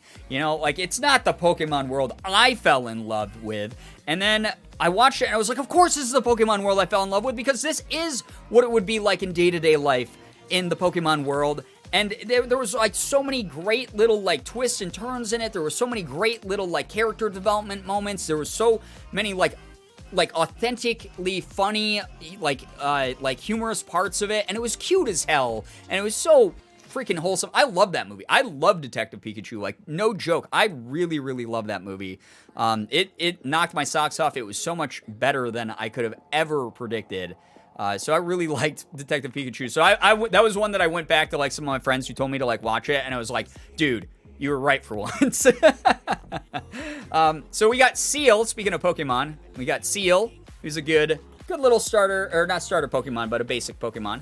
We got, oh, there we go, dude. Yo, that's what I'm freaking talking about. Hell yeah, dude. Yeah, this makes it worth it. This makes buying this stack of freaking like 50 cards from the dollar store. Like, you're like, oh yeah, Brian, you open like 1 million cards, all from the dollar store. You're just gonna get commons in your little 3-pack booster. We got a hollow Celesteela GX, bro. Look at that card. Oh, that's sick as hell. That is a foil rare, dude. That is sick. I mean, you don't even have to know anything about Pokemon to know that is one clean looking card there, dude. That is a sick card. I'm so pumped. Heck yeah. And we finish it off with a War Turtle, which I already have this one, but it's a good card. It's a nice card. I gotta look up Celesteela quick. I have to throw this into a sleeve immediately and not get my disgusting grubby fingertips all over it. Let's go, dude. What a cool looking card. Yeah, it's so cool looking. Look at that shit, dude. So shiny. I love that. That is sick as hell, bro. I was literally just saying, I manifested it, guys. I was like, I hope I can pull like a hype as hell card on stream. I was like, I don't think it's gonna happen tonight, but like, I hope I can pull like a hype as hell card tonight. And we freaking pulled a hype as hell card. Like, that is sick. I don't even care how much it's worth. Like, I'm looking it up just to know. Just because I am unfamiliar. Like I said, Unbroken Bonds is like my favorite Sun and Moon like set. So this is really cool. Yeah, it's not worth like a ton, but it's an ultra rare, dude. It's an ultra rare. What a good pull, man. I'm so happy with that. That makes me so freaking just, head over heels happy with an ultra rare pull. That is sick as hell, dude. Super, super cool stuff. Yeah! All right, this is bad because this is just encouraging me to spend more money on on Pokemon cards.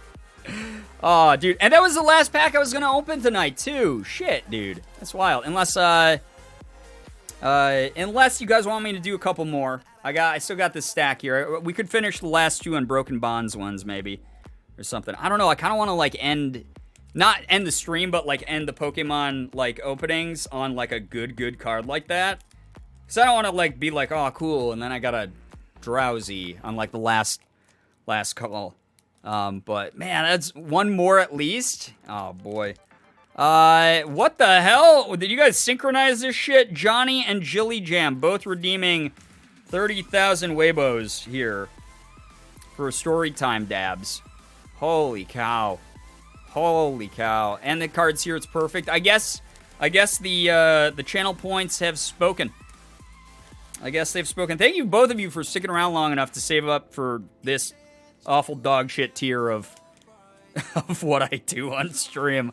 Thank you. We're going to go ahead. We are going to do Johnny's first, and then we'll do Jilly Jam. So, Johnny, this one's for you. Guys, again, a quick reminder that everything that I say on the internet has to be true, because how can any influencer, how can anyone who wants to line their bank account with, financial support from their fans and from money from sponsors and stuff, how could any influencer ever want to lie to you online? How could they ever do that? How would they ever do that? Why would they ever do that?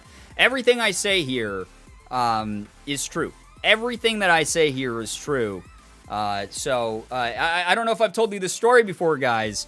Have I ever told you the time about the time that I was an actual real-life Pokemon trainer?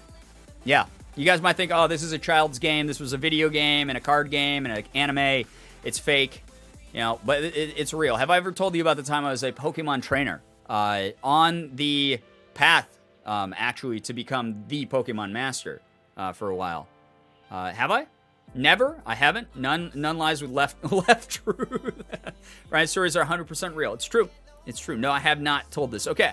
I guess it's something that it's about time that I came clean about, guys. So obviously I get very hype about Pokemon cards, and part of it is adding to my collection with cool shit like this. But the other part of it is because it brings me back to a time, much simpler time in my life. It's somewhat nostalgic. It's something that, very important to me. Just like the movie Detective Pikachu, I was someone who started off and I wasn't super interested in Pokemon growing up. I played the video games, I collected the cards, I watched the anime, but I never wanted a Pokemon of my own. I thought that was just too much responsibility. I was like the protagonist in the Detective Pikachu movie. I don't want a Pokemon, no way. I'm just gonna work hard and get through life being a regular person. I don't need a Pokemon. That was until, obviously, I met Charmander, and I love Charmander. For those of you who don't know, Charmander is one of my favorite starter Pokemon.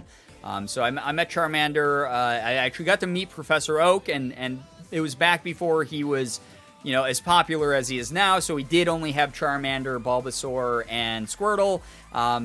Normally, I would have picked Eevee. Eevee is my favorite Pokemon, but Eevee wasn't available from Professor Oak back then. It was the late 90s, early 2000s, type of thing going on where we kept it simple, straightforward, etc. So Charmander was my pick. I always pick Charmander whenever I played the video games of Red and Blue. So I thought, what the heck? I'll get a Charmander. I love the little lizard dudes. Me and Charmander, we at first we didn't start off battling. We just started hanging out together. We started, getting to know each other. He helped me around the house with chores, whether it was using his little tail to heat a kettle or occasionally killing a spider with his fire breath. Did a little bit of interior damage, which wasn't great, but, it got the job done whenever I needed that. So Charmander and I, we started bonding. And before we knew it, we started watching, the Pokemon battles on TV. We saw the advertisements of, the Path of Champions going to take on the Elite Four, the gym challenges, and becoming the eventual Pokemon Master. And I remember sitting on the couch one day, and Charmander and I looked at each other, and we were like, yeah, we could do that. We could do that. That's something we could do. Our bond's strong enough. You've learned enough moves. You've learned enough text to go ahead and take on some of these Pokemon. So we started on our journey together, just like in the anime and the cartoon, or in the anime and the video game. We went on our journey and we defeated a bunch of gym leaders, and we battled with various trainers from all over the world on every route, and it was so cool. It was so amazing being able to be a part of all of this. And my oh my, I remember sort of getting wrapped up in all of it, though. I remember, unfortunately, as Charmander evolved and got stronger, became a Charmeleon, eventually evolving all the way into a Charizard, I started getting a little bit cocky. Did you ever encounter Team Rocket? Uh-oh, my internet's cutting out a little bit here. Uh-oh, please don't cut out, internet. Please don't do that thing that you are doing. All right, we're going to wait for a second because the net cut out there for a moment. But hopefully we're back. Hopefully we are back. Yes. As far as encountering Team Rocket goes, yeah, we did have a couple run-ins. It wasn't pleasant. It wasn't fun. They tried to steal my Pokemon. We Didn't let that happen. We sent them blasting off again every single time. But as we continued on, like I said, I got arrogant. I thought I was the best fire Pokemon trainer in all the land. I thought I was more powerful than anyone. And I wasn't. I remember getting to the Elite Four. And one of the Elite Four at the time happened to be someone who had a mastery of water Pokemon. Obviously, one of the biggest, hardest challenges for any fire-type trainer. What ended up happening was brutal, to say the least. I remember we started off the battle, and I always had this signature throw that I would do. I had the signature throw where, most Pokemon trainers do. If you've ever played any of the games, they throw the Pokeball out. Some of them use like two hands or whatever. I also use two hands, but I did a motion like this. I would wind up like this, hold the Pokeball, and toss it. And that was my signature throw. And I remember all my fans at the time. I had so many fans would be in the stands. Oh, go do it! Do the throw! Oh, he threw out Charizard. Wow, go Charizard! It was a brutal battle though. I remember I was down to my last Pokemon. I don't even remember how many this trainer had. She was kicking my butt, and one of those water attacks, it hit my Charizard right in the tail. And for those of you who don't know, a Charmander through a Charizard evolution, that flame keeps them alive. So in the middle of the battle, my Charizard unfortunately passed and transformed into a Ghastly right in front of me, because, ghost Pokemon have to come from somewhere. And then the Ghastly just got its ass kicked by a Blastoise, and it was rough. It sucked to see that. So now I have a Ghastly, though, which is pretty cool. But it was such a humiliating defeat that I ended up just not doing Pokemon battles anymore. I quit right then and there. So that's your Storytime Dab. Thank you so much for sticking around long enough to save up 30,000 channel points for that garbage. But thank you, Johnny. Now we move on to Jilly Jams. Sometimes I forget Brian is an actor and then he pulls this shit. That was such a twist. I have to keep you guys on your toes sometimes, right? I have to. That's such a sad twist. I mean, the Pokemon's still around. It became a Ghastly, Brian is an actor. I'm not really an actor. I was an actor, but like amateur actor. I did like student acting in like high school and college and stuff. And then I do voice acting, and I'd love to get back into theater again, or like movies is like a cool ultimate goal, I guess. But yeah, that was pretty intense there.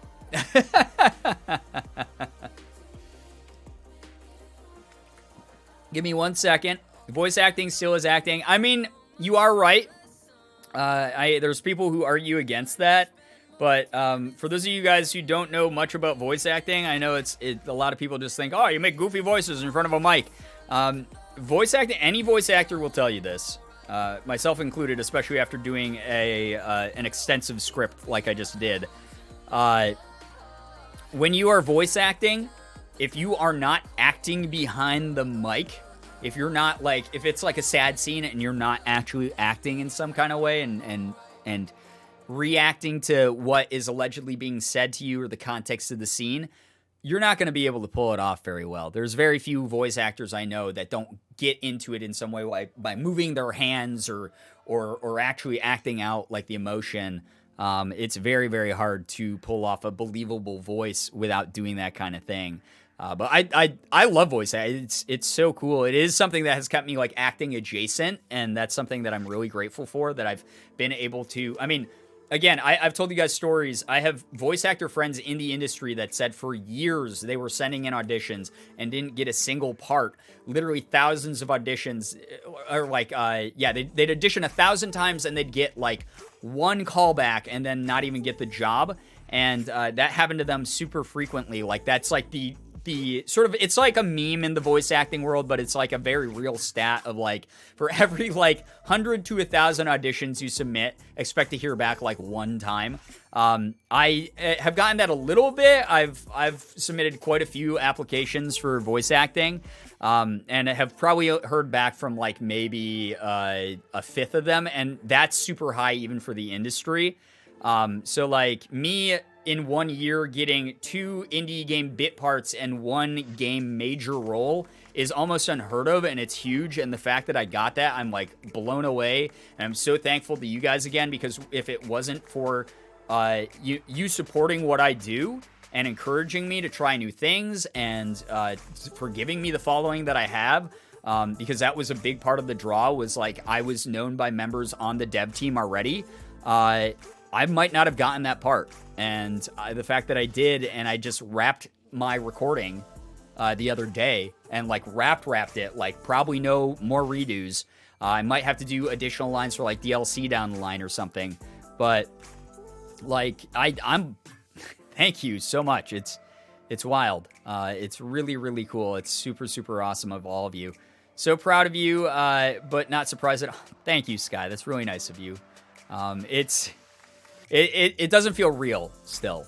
So yeah, voice acting is fun, so I want to get into it and get a good mic. Good mics help. I hope this one helps me. So part of the reason Ethan even gifted me this mic was he has like a bajillion mics of his own. He's just someone who's really into audio and video, so he has like a ton of extra cameras, a ton of extra microphones and shit like that. Actually, he might have sold off his cameras, but he has a ton of extra mics sitting around his home. So he was like, yeah, I'm not going to use this. So he's like, I used it for a stream and I liked it, but he's like, I don't like it as much as like my main microphone. So he's like, do you want this? And he's like, I hope it helps you out with like voice acting and stuff. So, it's really kind of him to have done that, because hopefully it will help with my voice acting. And once I figure out like a little bit of like post-production mixing with it, and like real-time mixing, and figure out exactly like where the noise gate is and whatever, hopefully as I become more familiar with it, it's going to help me land more roles and perform those roles really well. So I'm like really excited to have this. And I hope that it sounds all right here.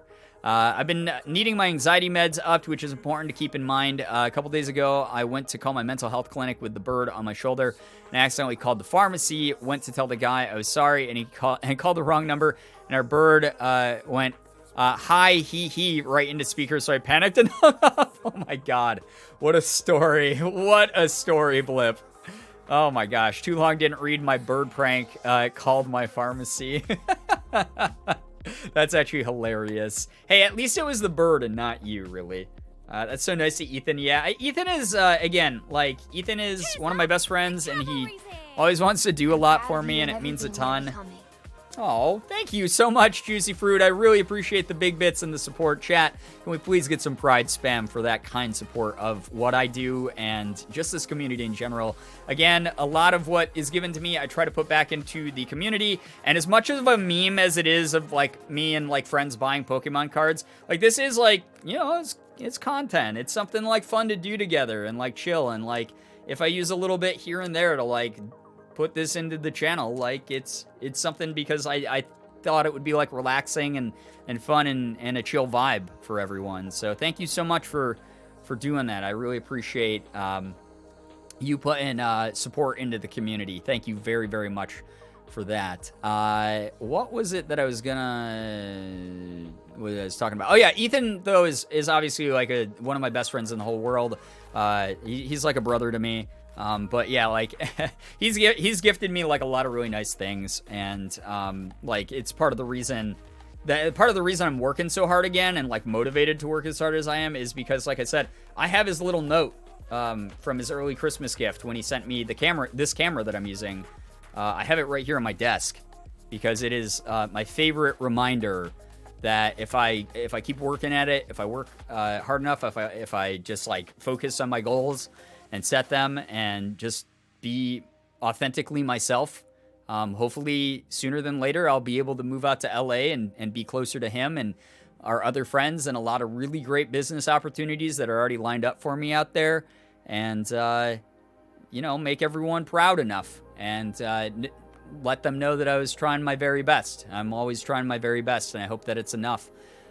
So it's something that I keep striving to do more and more, because I don't want to let anyone down, and I want to make sure that everyone's faith in me is well placed, and that I'm always as transparent as possible when I'm not able to go on or do something specifically.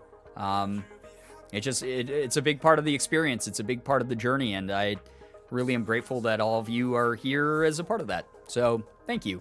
Anyway, before I get too emotional, as I do, Glitter Ashby, thank you. There's a reason Ethan uses his gifting love language on you, because you put good energy into the universe. You're on the up and up. Things will only get more amazing for you with all the good you give. Aw, Glitter Ashby, thank you so much for your support over the years, and thank you for those bits and your kind words. It really means a lot. Thank you so much. What was it that I was just trying to say? Don't forget the second Storytime Dab. Yeah, I know. That's why I was like, hey, before I get too emotional, we're going to get started with the second Storytime Dab. And, yeah, chat, what are your love languages?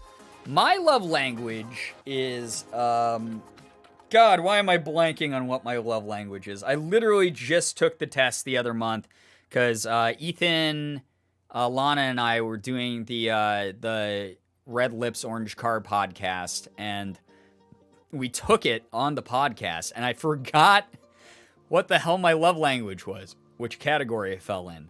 I think mine is... I don't remember. I think it's like words of affection or whatever. Like affirmation, something. I don't remember. I don't. Go back, listen to the podcast. Give it a listen, and you'll know mine. So, yeah. All right. We got to do another... we got to do another Storytime Dab. Normally, I only have one in me a stream. I normally don't get them back to back this way, so... what the hell am I gonna do for it? What am I gonna do for this second Storytime Dab? Trying to think here, chat. Don't interrupt me. How dare you? Don't interrupt me. Another true story time, exactly. Let's see here. The problem is making sure that I don't make them too repetitive, because like there's some motions that I've done before specifically that I can't just be like, oh, did I ever tell you about the time I was farming for corn, when I've already like done like the I was farming, type of thing. So let me think of a good dab, Storytime Dab story. Oh, I know. Here's a good one. Here's a real story that happened. A real story. Exactly. Joey Jam, this is for you. This real story. Have I ever told you guys about the time that I was a judge on a reality TV show, a talent show? Have I ever told you? Again, as a quick disclaimer, anything that's said on the internet has to be true. There's no such thing as an online influencer who's lied before. Obviously, we've never seen that in the media. So obviously what I'm saying is true. Right now, Randy, thank you for the bits. Gotta hop off since I work in the morning. Yo, get some good rest. I hope that work goes well tomorrow for you. Brian is Judge Judy. No, not Judge Judy. I was a judge for a reality talent show, much like America's Got Talent or, any of the other, like, stupid... What are the other ones? The Voice? There's one. The Honorable Girbeagly. No, it's not that kind of judge. I'm not someone who has that kind of political authority. Listen, if you misheard me, you only get one this stream, okay? You only get one mishearing this stream, okay? So that was your one.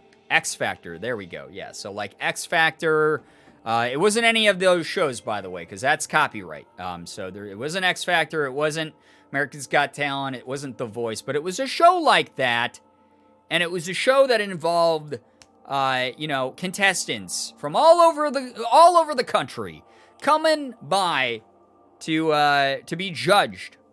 And they would come up and they would go, "Hey, what's up? I'm Tony from Missouri, and I'm going to sing you a song today." And it was me and a panel of judges, and they were, some other, like, Z-list celebrities, so that was kind of neat. And Tony would go, "Okay, Tony, yeah, sure, let's hear what you got." And they'd go, "Oh, yeah, hey, okay, I'm going to sing the song. Oh, sausages are so great." And then we'd have to be like, Tony, stop, cut it off there, Tony. Stop. No, we can't let you pass this round. I'm so sorry. Love songs about sausages, just the fact that you sound like a ripoff, Barney from The Simpsons. We can't allow you to get to the next round. We just can't. Fox will copyright sue our ass off, and we can't deal with that right now. Because we are a much smaller show than The Voice. We are a much smaller show than X Factor. We don't have the budget to go to court. So we would do that. We'd judge people. There were people who come up, they'd start juggling knives and doing all sorts of crazy things. And it was really intense. It was really cool. One dude, I remember, he came up and he just was like, "Hey, are collections allowed during this?" And I remember he came up and he had like a folder that... What are you looking for? Oh, okay. You got it? Yeah, nice. So he came up and he had like a briefcase. Like one of those soft leather briefcases. It wasn't like a hard one. But he was like, "Hey, yeah, my collection." And he like opened it and it was just full of like chewed gum. I'll never forget that guy. That was wild. But it was chewed gum. It was just a briefcase full of chewed gum. The inside of the lid was covered in chewed gum. The inside was overflowing with chewed gum. There was just a lot of chewed gum. It wasn't really a talent. It wasn't really something we could push him through the next round on. We were like, "Oh, that's actually very interesting." What did you say your name was? Robert from Kentucky. Robert. Great chewed gum collection, but we really can't let you go through to the next round. I'm sorry. I remember, though, probably one of the most memorable things that happened during this was it was this crazy act, this really incredible magic act. It was these two people from Canada who had decided to do like this like magic show for us. These two performers from Canada, and I think they were from like I don't even remember. They were from like Alberta or something, but they decided to do this like crazy act where they were the guy was balancing on a bowling ball, right? And he was covered in honey. For some reason, it was just covered in honey, like head to toe covered in honey while he was balancing on this bowling ball. Meanwhile, he was holding two lit torches, and it was just wild. It was so wild to see this. But meanwhile, his assistant was nowhere to be found, or his partner was nowhere to be found. She wasn't an assistant. She was the other half of the magical duo, and she was nowhere to be found. She had just been on stage a second ago. It was so crazy. Again, we were all like just... Whoa, this is wild. So wild. And what ended up happening was, so all of a sudden she poofed out of nowhere behind the other magician who was balancing on the bowling ball, and she covered him with feathers. She had a giant, at first we thought she had a bucket, but it wasn't a bucket. It was just a magic trick. She didn't even have long sleeves on. This is how crazy this was. She just went, whah! Like above this guy's head, and feathers just appeared out of her hands and like coated, her partner, and he was just covered in feathers. Like the honey made him all stick to him, and he was still balancing and holding these torches on the bowling ball. And I remember being like, what's gonna happen next? This is so wild. Looking at the other judges, like, wow, this is incredible. This is the coolest act that we've seen in like such a long time. What could it be? And what ended up happening was he took the torches and he started lighting himself on fire with them. Yeah, he lit the feathers on fire, and we were like, whoa, no, we can't. Whoa, wow. There's like a censor board that's gonna like say like this is like awful. Like you can't self-immolate on camera, And it was just like really, really insane. And it was on fire. It was just like, it was too late. It was just a roaring inferno. And all of a sudden, he just did this. Just, and the fire went out. And he was completely not burnt. And Morgan's like breaking shit behind me. Thank you so much, by the way, Johnny, for the gift to Araya. That's so kind of you. Thank you very, very much. But he put the fire out with his hands, right? And he wasn't burned at all. In fact, he had changed his clothes somehow while he was on fire. And I'll never forget this, because this was the moment that the act took a turn. And this is the moment where I had to say no to the act, because the new clothes that he was wearing a Crank Gameplays piece of merch. He was wearing, it wasn't even Soft Boy. It just said, it was the old school Crank Gameplays across the front of his t-shirt. And he's like, and I remember as soon as I saw it, I had the most visceral reaction. I was like, you've ruined the act. You've ruined it. You've ruined it. No, it did X's. I did a double dab. I was so angry. I did the X's with my arms. And it wasn't a double dab. It wasn't called a double dab back then. I just had to make it very apparent to those of you at home watching this story what it actually was. But I did X's with my arms and said, nope, get out of here. He didn't make it they didn't make it on the next round. Obviously, they did not pass the audition. So after that, unfortunately, I guess because corporate said something about personal bias getting in the way of booking an act that went on to make several $1 million or something stupid like that, I got fired. So I wasn't a judge anymore. Stupid, dumb, I know. But that's that. So there you go, Joey Jam. That was your storytime dab as well. Thank you for sticking around long enough to save up 30,000 channel points for that. There we go. I did 2 back-to-back, guys. How was that?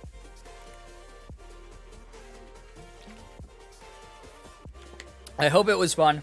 I hope it was good. Sorry we dropped some frames during that as well. I hope it wasn't too intrusive. And again, I hope that the mic has been, good sound quality throughout the stream and everything. But yeah. Thanks for the real story. Jelly Jam, you know me. Again, as an online influencer, someone with a... can't even... Give me 1 second. Let me try to regroup, because I'm trying to get better at, acting like this. So I'm better at Among Us, because anytime I'm, saying a lie I don't like saying because I feel bad lying to my friends, so I play Among Us, because unlike my friends, I'm not a goddamn sociopath. I gotta regroup. Give me 1 second here. As an online influencer... audio's been sounding good, thank you. As an online influencer who influences many people online every day, because I am, just so talented and naturally gifted, and also such a hard worker that I've honed my craft to perfection. As someone who has influenced many of you with the words that I say, with my particular thoughts, with the brands that I utilize. I can't go on, dude. It's so bad. Oh my god, shit. It's so bad. Of course it's a real story, alright? Oh, God. Boy. You're better than Ethan. He just screams and says the F word a lot. Yeah, I mean, that's his tell. That is 100% his tell. I revealed that to him the other day, that I was like, dude, you always give yourself away as imposter, because especially when you're drinking, you just angrily shout over anyone else, even if you've not been, even if people have not, been like, Ethan's kind of sus, dude. If he just wants to share that he was doing tasks when he's not the imposter, Ethan just screams over everyone and yells the F word 27 times. So, honestly, he's the worst at the game, but somehow does occasionally manage to, pull off, the surprise round. The most consistent friend that I have that does this is Chris Melberger. Chris is a mastermind. I worry about how much Chris tells me in our conversations is true now, because Chris as an imposter, can murder like 7 people in one round and then go, yeah, I saw Ethan by the vent and that was really sketchy. And everyone goes, yeah, that sounds about right. And he just does that every game. He's the imposter god, the hard carry. It's when I get teamed with him as imposter, I'm like, all right, well, I'm going to get killed. I'm probably going to get caught first round, so I might as well kill someone. So Chris has less people to worry about when he goes off and just like pops off, dude. It's wild. Chris and Trevor are way too good at the game. Trevor is so good. Like, Trevor is like super, super good because he has such like a, he has this like really mellow voice. He has this like really, really mellow voice where he, you can never tell if he's saying something sarcastically or if he really means it. So he'll be like, yeah, dude. Yeah, no, I was down south with you doing wires. And he has like this slight, like almost smile to his voice when he says it. He'll just be, yeah, dude. I was down in electrical and we did some wires, and if I wanted to kill you, I probably could have. But I didn't. After that, I went to nav, or I went to admin and I did card swipe. And like, he just does that. And that's just how he says everything. It's not deadpan. It's just very consistent voice. And just, Trevor is just so good. He's just so goddamn good at it. He's so good at it. I love how Among Us has brought together a bunch of YouTubers I never thought would get together. It's been great, too, because, like, so, I started YouTube, I started YouTube 7.5 years ago at this point. But he tends to self-report. Ooh, I'll remember that, J. Ray Green. Thank you. Now I'll know that he self-reports a lot. But it's really, really cool, because 7.5 years ago, for those of you who remember like the early days of YouTube, a lot of people were playing games like Gmod together, Trouble in Terrorist Town, Town of Salem, all types of games that were sort of like this, where there were just these organic moments because the game was about like fooling each other, like Prop Hunt, Gmod Prop Hunt, shit like that. Among Us has like a very similar energy, and a lot of the collabs going on have a very similar energy. And I remember back then, I got to be part of like a couple slightly larger collabs with like slightly larger YouTubers, but I was never really like in with a crowd. I was never like a friend of anyone. And now that I have like friends who like want to invite me to these things like all the time, I get to like experience that, and it's like so cool feeling like I'm a part of like that thing that back then I used to be like, oh, it would be so cool to play with those guys. And like I became friends with those people over time, where it's like, oh, it'd be so cool to be friends with those guys and then get invited to games. But like when we play games, most of the time it's off camera. But now I have like a lot of friends who are like, hey, do you want to do this for like a Twitch stream? Do you want to do this for a video? Do you want to like, do whatever? And it's really cool, and it's really weird, and it really does invoke sort of the spirit of like those old school like games that used to be really popular on YouTube, and were the games that brought like like Mark, Wade, Bob, Sean, and like then their like whole like extended crew together. Like D-Live and Entwin were like a big part of that, and Minx, and so many different people, and it was so neat. But now, like, it's really cool because, like, people are, like, I think we're at a point, especially with, like, quarantine where everyone has to play games and stuff.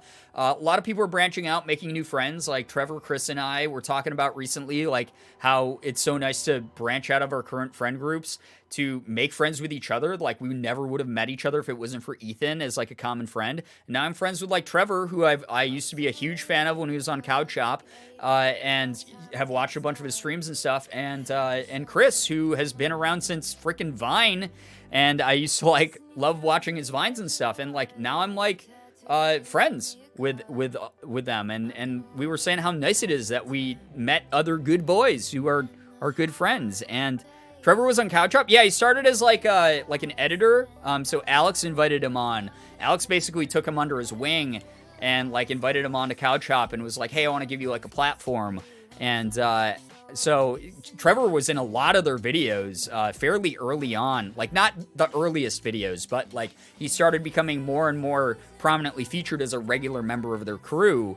And he became like a major like actor in their sketches and their weird videos that they put together. So it was really, really cool. Yeah, it's awesome to sort of be friends with all these people who want to play this game. The thing that sucks about it is, and this is not me trying to put myself down, this is literally just because whenever you hear your own voice in a recording out loud, whether it's a live stream clip or me editing my own videos or whatever, I'm always like, ugh, I hate my voice. And I like love the voices of like probably about 90% of my friends.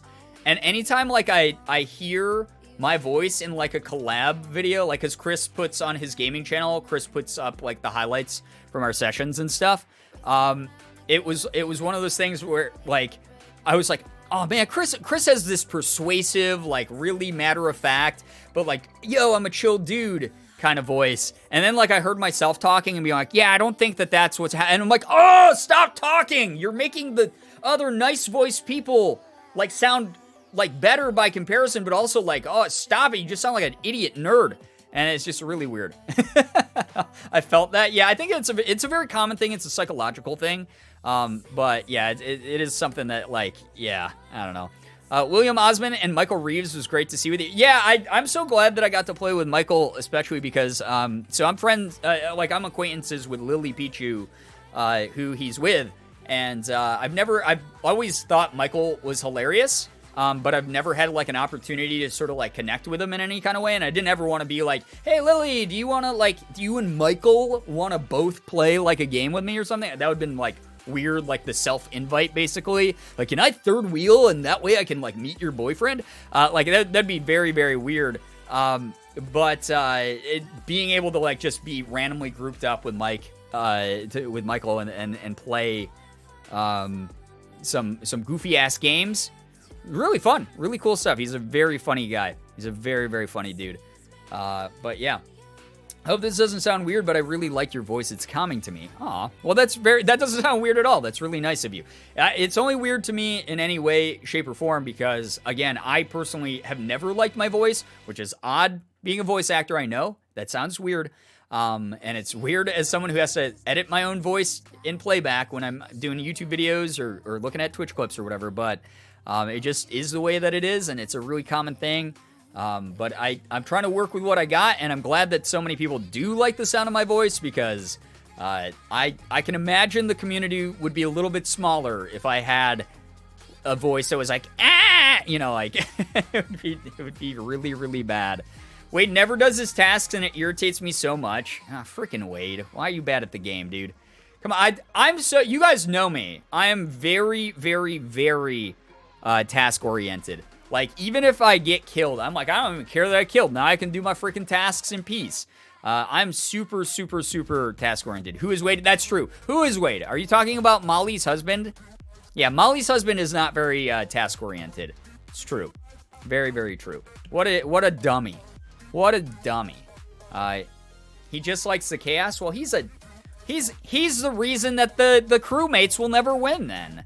I know that Patrick and like people within that crew, Wade actually, it's funny, when we were camping, Wade sent me a DM and was like, hey man, we got a spot open for Among Us tonight. You want to join us? And I was like, shit, I can't. I can't, Molly's husband. I cannot do that because I'm not even I'm not nowhere near my computer. I'm literally hours away from my computer. So I wasn't able to do that. Yo, Vivia, thank you so much for hanging out. I hope you get some really good rest. Thank you for chilling for a bit. Yeah, so Molly's husband got denied in that, and he hasn't invited me since. I should probably hit him up, honestly, and be like, yo, dude, we should play sometime. Because I know Patrick and I have been trying to organize the game for a while, and we just both are playing phone tag, basically. We're really bad. But I would love to play some with that crew. I think it would be really fun. Among Us mobile camping stream. Yeah, see, back then, I didn't even know that Among Us, that you could play it on mobile cross-platform. But I wouldn't have been able to, like, really join the Discord call, I don't think. So, it's one of those things where, hopefully, I will be able to play with that crew sometime soon. Because Pat does this thing every time we talk about playing games where he's like, oh man, I just don't want to bug you. I don't want to hit you. Because I'm like, dude, hit me up with the DM literally whenever. I'm a homebody. I don't go anywhere. I just work all day on my computer and play stupid video games and just like Google dumb shit all day. Like I'm social distancing hardcore. I'm like, just DM me whenever. And he's always like, dude, I don't want to do that because I know I'll just bother you. And I'm like, you're not going to bother me, man. Like, you're not interrupting anything. I'm not an important person. So it's like been like phone tag back and forth of like, we're going to play more games together. It's just we don't typically, you know? I've been playing mobile because they don't have it on Steam for Macs. Oh no, that's awful. I know that the team said that they, Innersloth, the dev team, just said that they are canceling Among Us 2. And basically what's going to happen is instead of making an entirely brand new game, what they're going to do is work on the code, because now that they have like so much support from the community, it makes more sense, instead of like building a game from the ground up, going deep into the code and basically making the game what everyone wants it to be, with a lot of improvements to server stability. And I forgot, they're going to add like new levels and stuff like that. And I think that's really cool. And in the beginning, when they were just like a small team and the game hadn't like picked up hype yet, they wanted to do Among Us 2 and build it from the ground up with all those improvements. And they were like, no, we don't want to like take away time from the game everyone's playing currently. Now that it is popular, now it justifies like actually spending time on it. So I think that's something that's really cool of them, to instead focus on the game that's actually there and not worry about making a sequel. And even if it takes a little bit longer, because I do have to dive into the code, and it's really old. The code is what they said was the biggest complication. It's going to be a better game overall, and we're going to have better servers, and maybe people will actually be able to connect via NA servers now, instead of always having to connect via Asia or EU. Oh boy. Just hit the back button on my phone by accident and it made me force leave the server. Oh no! It's a bummer when that happens. Oh boy. Brian getting distracted and talking forever is kind of cute. How dare you? Do not. How dare you? How dare you say that about me? I'm tough and cool and not cute. I'm me. And this is like not different than any other stream. You know me. I get distracted and I can ramble for hours if need be without anyone saying a single word.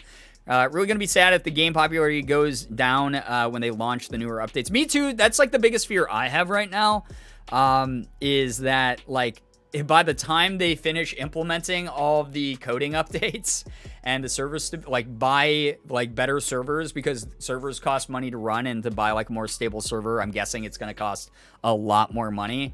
And then like they lose like financial support because it's not like the hot like Twitch/YouTube content creator game anymore. I'm gonna be real sad, because that happens to so many freaking games, man. It happens to so many freaking games. Is like it's a flash in the pan now. Content creation to play like the hot thing, like kind of it's always bothered me. So yeah, it's just something like, if you really love a game, if a game is organically very good, there's no reason to drop support on it. And so I hope like it's one of those games that like even when we're not streaming it, when we're not recording it, whatever, some of us are like, hey, let's play some Among Us together. Let's hang out and play some Among Us together, just for old time's sake, because it's fun to gaslight your friends. You playing any games tonight, Brian? No, not tonight. We just did a couple little, like I said, we were just doing a couple of little card pack openings. We got this bad boy here. So freaking pumped about this. This is freaking dope. But mainly it's just going to be chatting, catching up with all of you. Yeah, Ooblets, they just kind of disappeared after. Yeah, Ooblets, it's really sad, because like Ooblets was trending on Twitch for a while, and it's because it was the game that like a lot of people wanted it to be in pretty much just theory only. And granted, it's a really small team working on it. They're a really awesome, nice team. But they take things at their own pace, and COVID hit them hard, just like a lot of the other studios out there that are like smaller. And Woblets, exactly. And Ooblets was really, really a fun game, and I still love it. But until they add some of the bigger updates, I think that just the limited intro gameplay that they had for the early access is what, like, I think the hype started too soon. I think like if what had happened was Ooblets released early access. A bunch of people bought it and they loved it, but no one was like really streaming it or putting it up on YouTube. And then like they released like the first big like full release patch with all the features that they wanted. And then a Twitch streamer or YouTuber or some influencer with like a really wide reach was like, oh, I really want to try this game. It looks so cute. I heard about it at PAX West like 4 years ago or whatever. And they jumped on it then, and it was like a full-fledged game. I think that would have propelled it to be like, have at least a little bit more sustainability. It's still definitely the type of game that sort of waxes and wanes in viewership. And it's very hit or miss on whether it's going to be successful or not, especially on like a streaming platform. But that one, yeah, because they released it early access and because like you basically run out of things to do very quickly in it, it's something where they released it as was. We all played it. We went, what a cute game. We really love it. We love the mechanics. God, I wish there was more. Let's shelve it until there is more, and then we'll come back to it. And I really do hope that other people besides me do come back to it once it has been fleshed out more, because I love Ooblets. I really liked it a lot.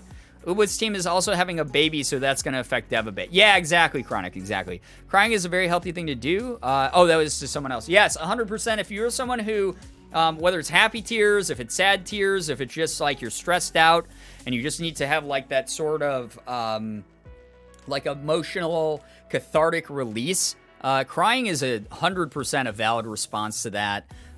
Don't ever feel weird if you are someone who experiences the full spectrum of emotion, because that's the whole reason a lot of us, do experience that. Just know that regardless of if you're having a rough day or you're having a good day and you're just happy overwhelmed, we're here to support you and make sure that you are someone who knows that you're valid and important in this community.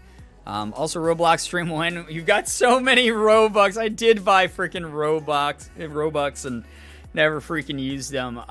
The one that we're gonna do before Roblox is gonna be we're definitely gonna do some Roblox streams again. Don't you worry. But after I do another Cool Math Games stream, because I did promise the Cool Math Games stream team after they gave me my permanent VIP special premium account on their site. I did tell them I was going to do another Cool Math Game stream. So that should be sometime soon. I have to like fit in a little bit here in late September, try to squeeze in some extra special streams and like early October, because once October hits, I know what's going to happen is I'm going to go, I better make it kind of like themed. I better do some like Halloween horror games type shit. Probably finish Layers of Fear or something. Probably gonna have to do another drunk stream, even though I don't really want to do that, and my body might not like me for that. But I just can't handle Layers of Fear with a sober mind because it's very spooky. But there's gonna be some spooky games then, so there definitely is going to be some more special streams coming up here. So yeah. Johnny, take care. Thank you so much for hanging out and supporting the stream as much as you do. Really do appreciate that a lot. Hope you get some good rest. It's been 2 years and Brian still hasn't finished Layers of Fear. I love that there's like the meme of like, I'm only going to finish it during the horror tier of the St. Jude Play Live event. So like each year, every 365 days, I make a little bit more progress on it. But I promised you guys that I was going to try to beat it this year. So I promise you that Spooptober, exactly, Chronic is what I like to call it. Spooptober will feature some Layers of Fear. I forgot to let you know, but basically all the mods are free for next weekend for Among Us if you still want to do that. That date's going to be pending, but we definitely have to organize that soon. I would love to do that. I think that would be super fun if we can get that going. Finish Layers of Fear next month and you vocalize my thoughts. Yeah, it's going to happen. It will happen. Layers of Fear has been around for longer than some of you have in this community. Layers of Fear has haunted me, legitimately haunted me, as a game that I try to find excuses not to play it, essentially. So, yeah. And it sucks, too, because after Layers of Fear is over, then you're all going to be like, well, play this other haunted horror game. And I'm going to be like, I do own that one. I guess I will play that one. Like, I have Layers of Fear, too. They sent me that ages ago. And they were like, here's a bunch of codes to give away during your stream. And I was like, yes, I will stream this. And that was like back when it first came out. And then I ended up like giving up because I was like, I'm never going to get through the first Layers of Fear. So I tweeted the codes out and we were like, take them. Everyone take them. Yeah, so I have Layers of Fear 2. People really want me to play, God, what is the name of the game? Is it, oh God, I can't remember the one with like it's very nondescript, but it's, it started with an F, and you're in a haunted house, and there's like really realistic, creepy ghosts that like dress in sheets and shit. Can't remember the name of it, but it's one of those things where I watched a little bit of the playthrough, and it scared the shit out of me. It was like it's a haunted house, not Fatal Frame. No, not Fatal Frame. Fatal Frame, though, I refuse to play. Fatal Frame as a game was one of the first PlayStation 2 horror games that I ever played, and as a horror game, it scared the shit out of me so bad that I, like, threw my remote at one point. Morgan was watching me. It was after Morgan and I started dating, and I went out and I bought, like, because it was really, really rare, and it was, like, a $40 PS2 game, and that was even a lot for PS2 games at the time.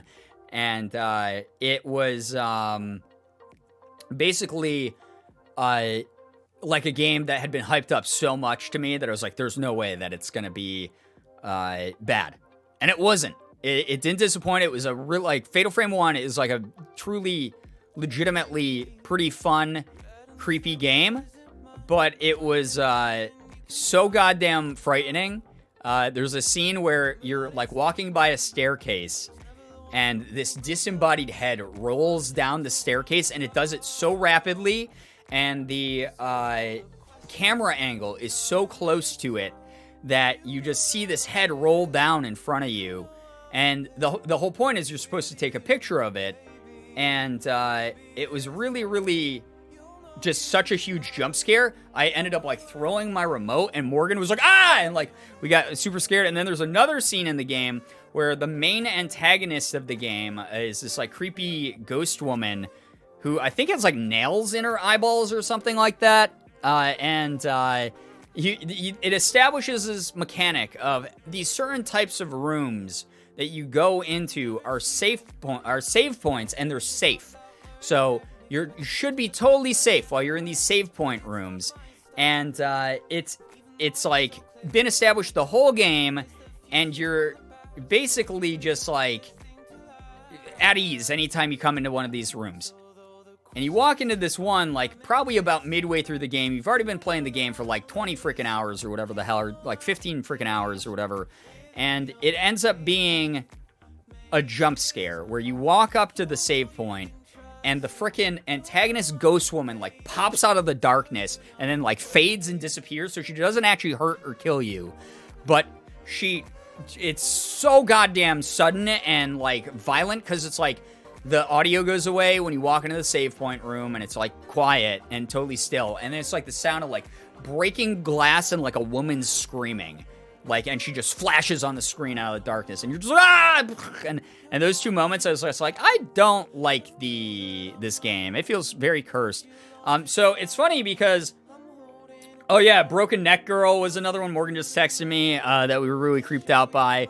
There's this girl who you'll be walking through the exterior parts of the level, and again, like, the Fatal Frame mechanic is that you're supposed to take pictures of ghosts to kill them and capture their souls, or take pictures of ghosts that are just sort of, like, latent in the background. They won't actually attack you, but they're just off in the distance being creepy, or up in your face being creepy, but they won't actually hurt your character. So, like, Fatal Frame has this, like, really great mechanic of, like, getting you into a first-person viewpoint with your camera, and then having to take aim and shoot the pictures of the ghosts, and it's really, really creepy.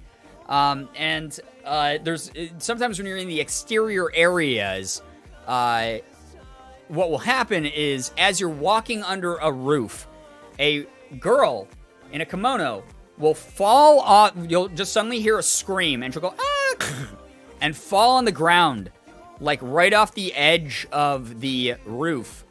And and she'll break her neck.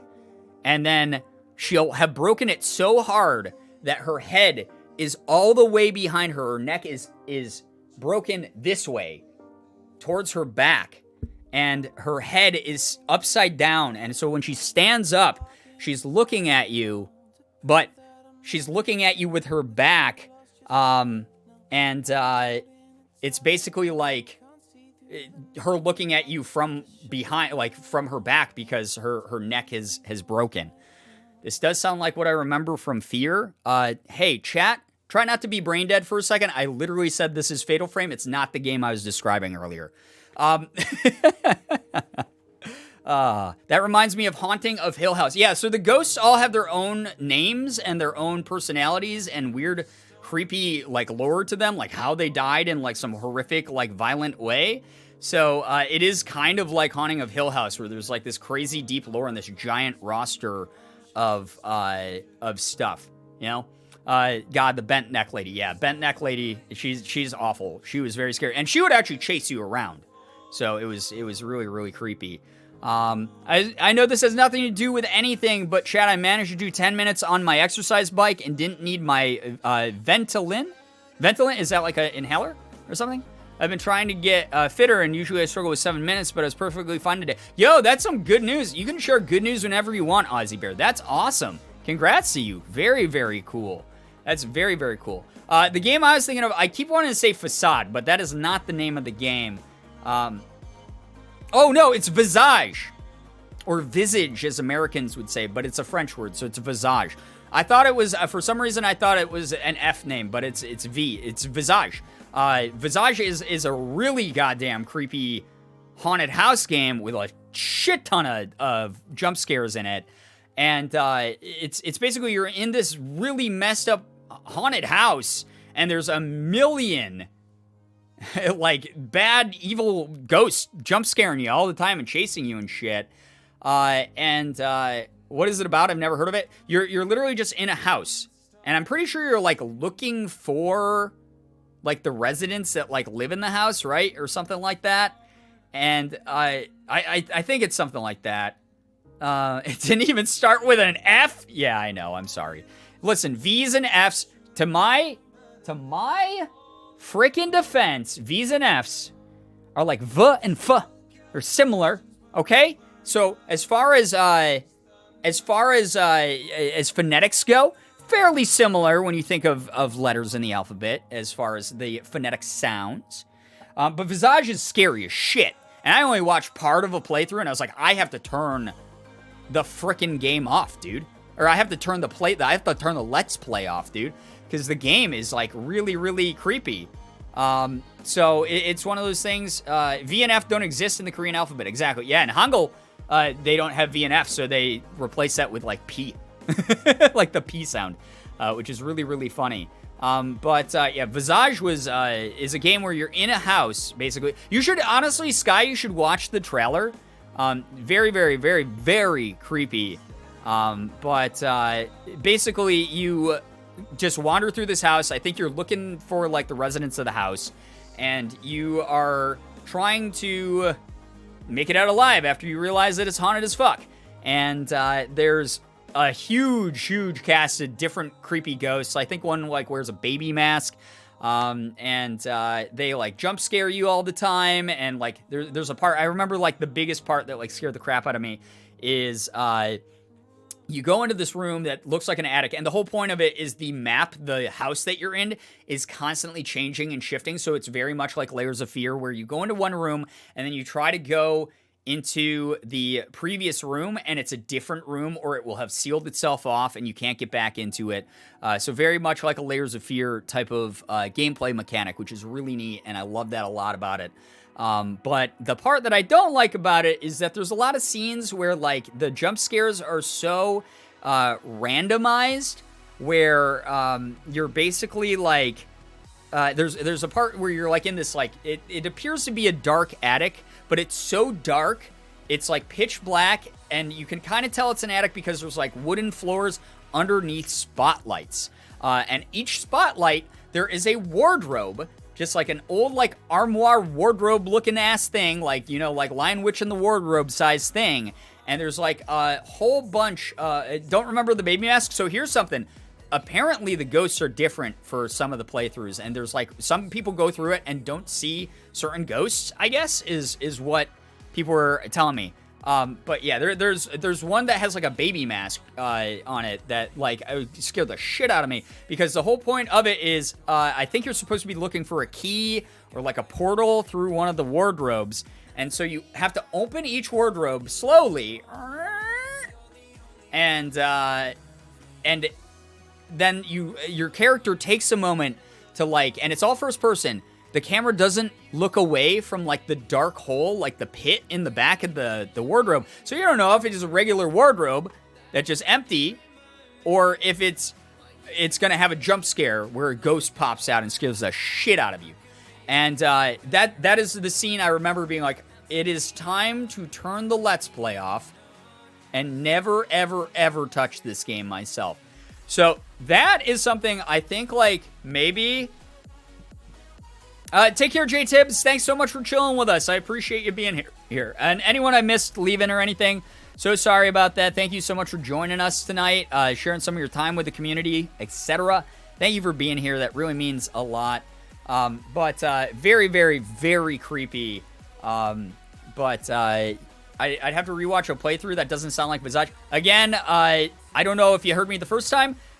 It's one of those games. It wasn't linear. It was not a linear game. The randomization of rooms had like an algorithm behind it, and the types of scares you got were very different. Because I ended up watching like 5 different playthroughs of various parts of the game, and lining them up side by side and being like, that did not happen in that other person's playthrough.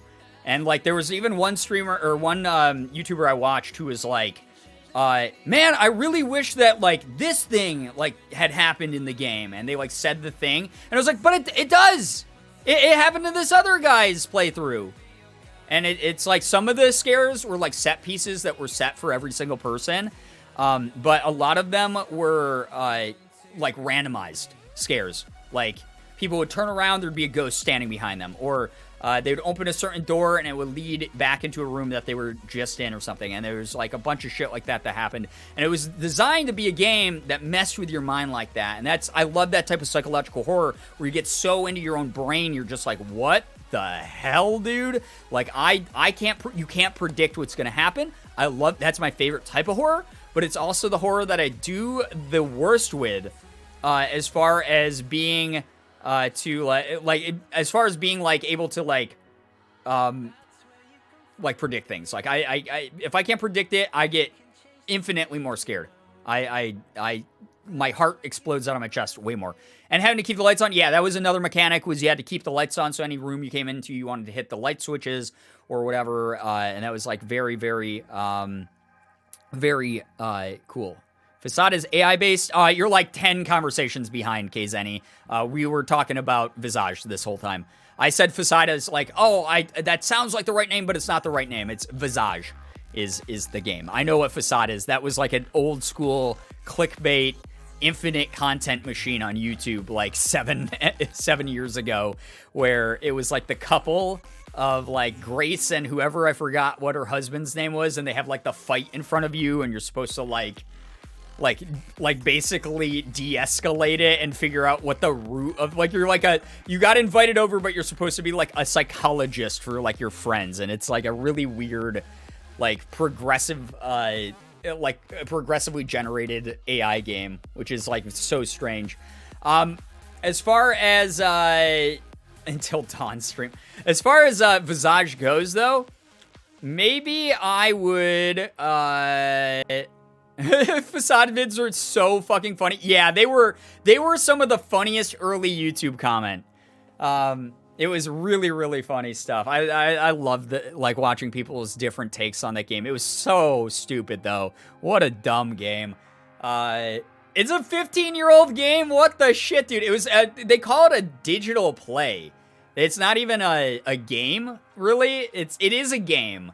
But they call it like a digital play because it's like literally like a script that's followed, but you get to like like adjust, you get to interject yourself and like affect it and influence it in some way, which is really hilarious about that.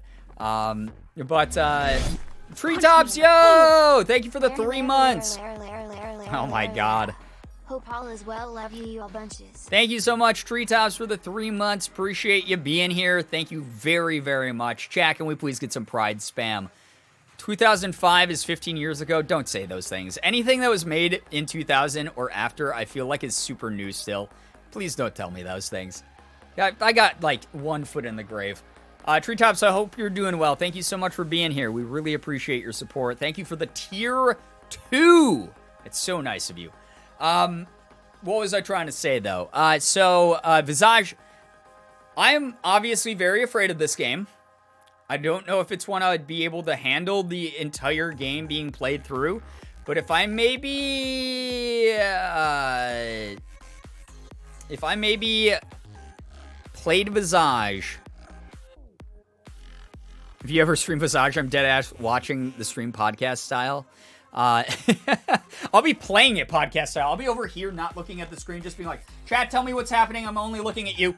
If I end up playing Visage, it's going to have to be for like a giant sub milestone. If we hit...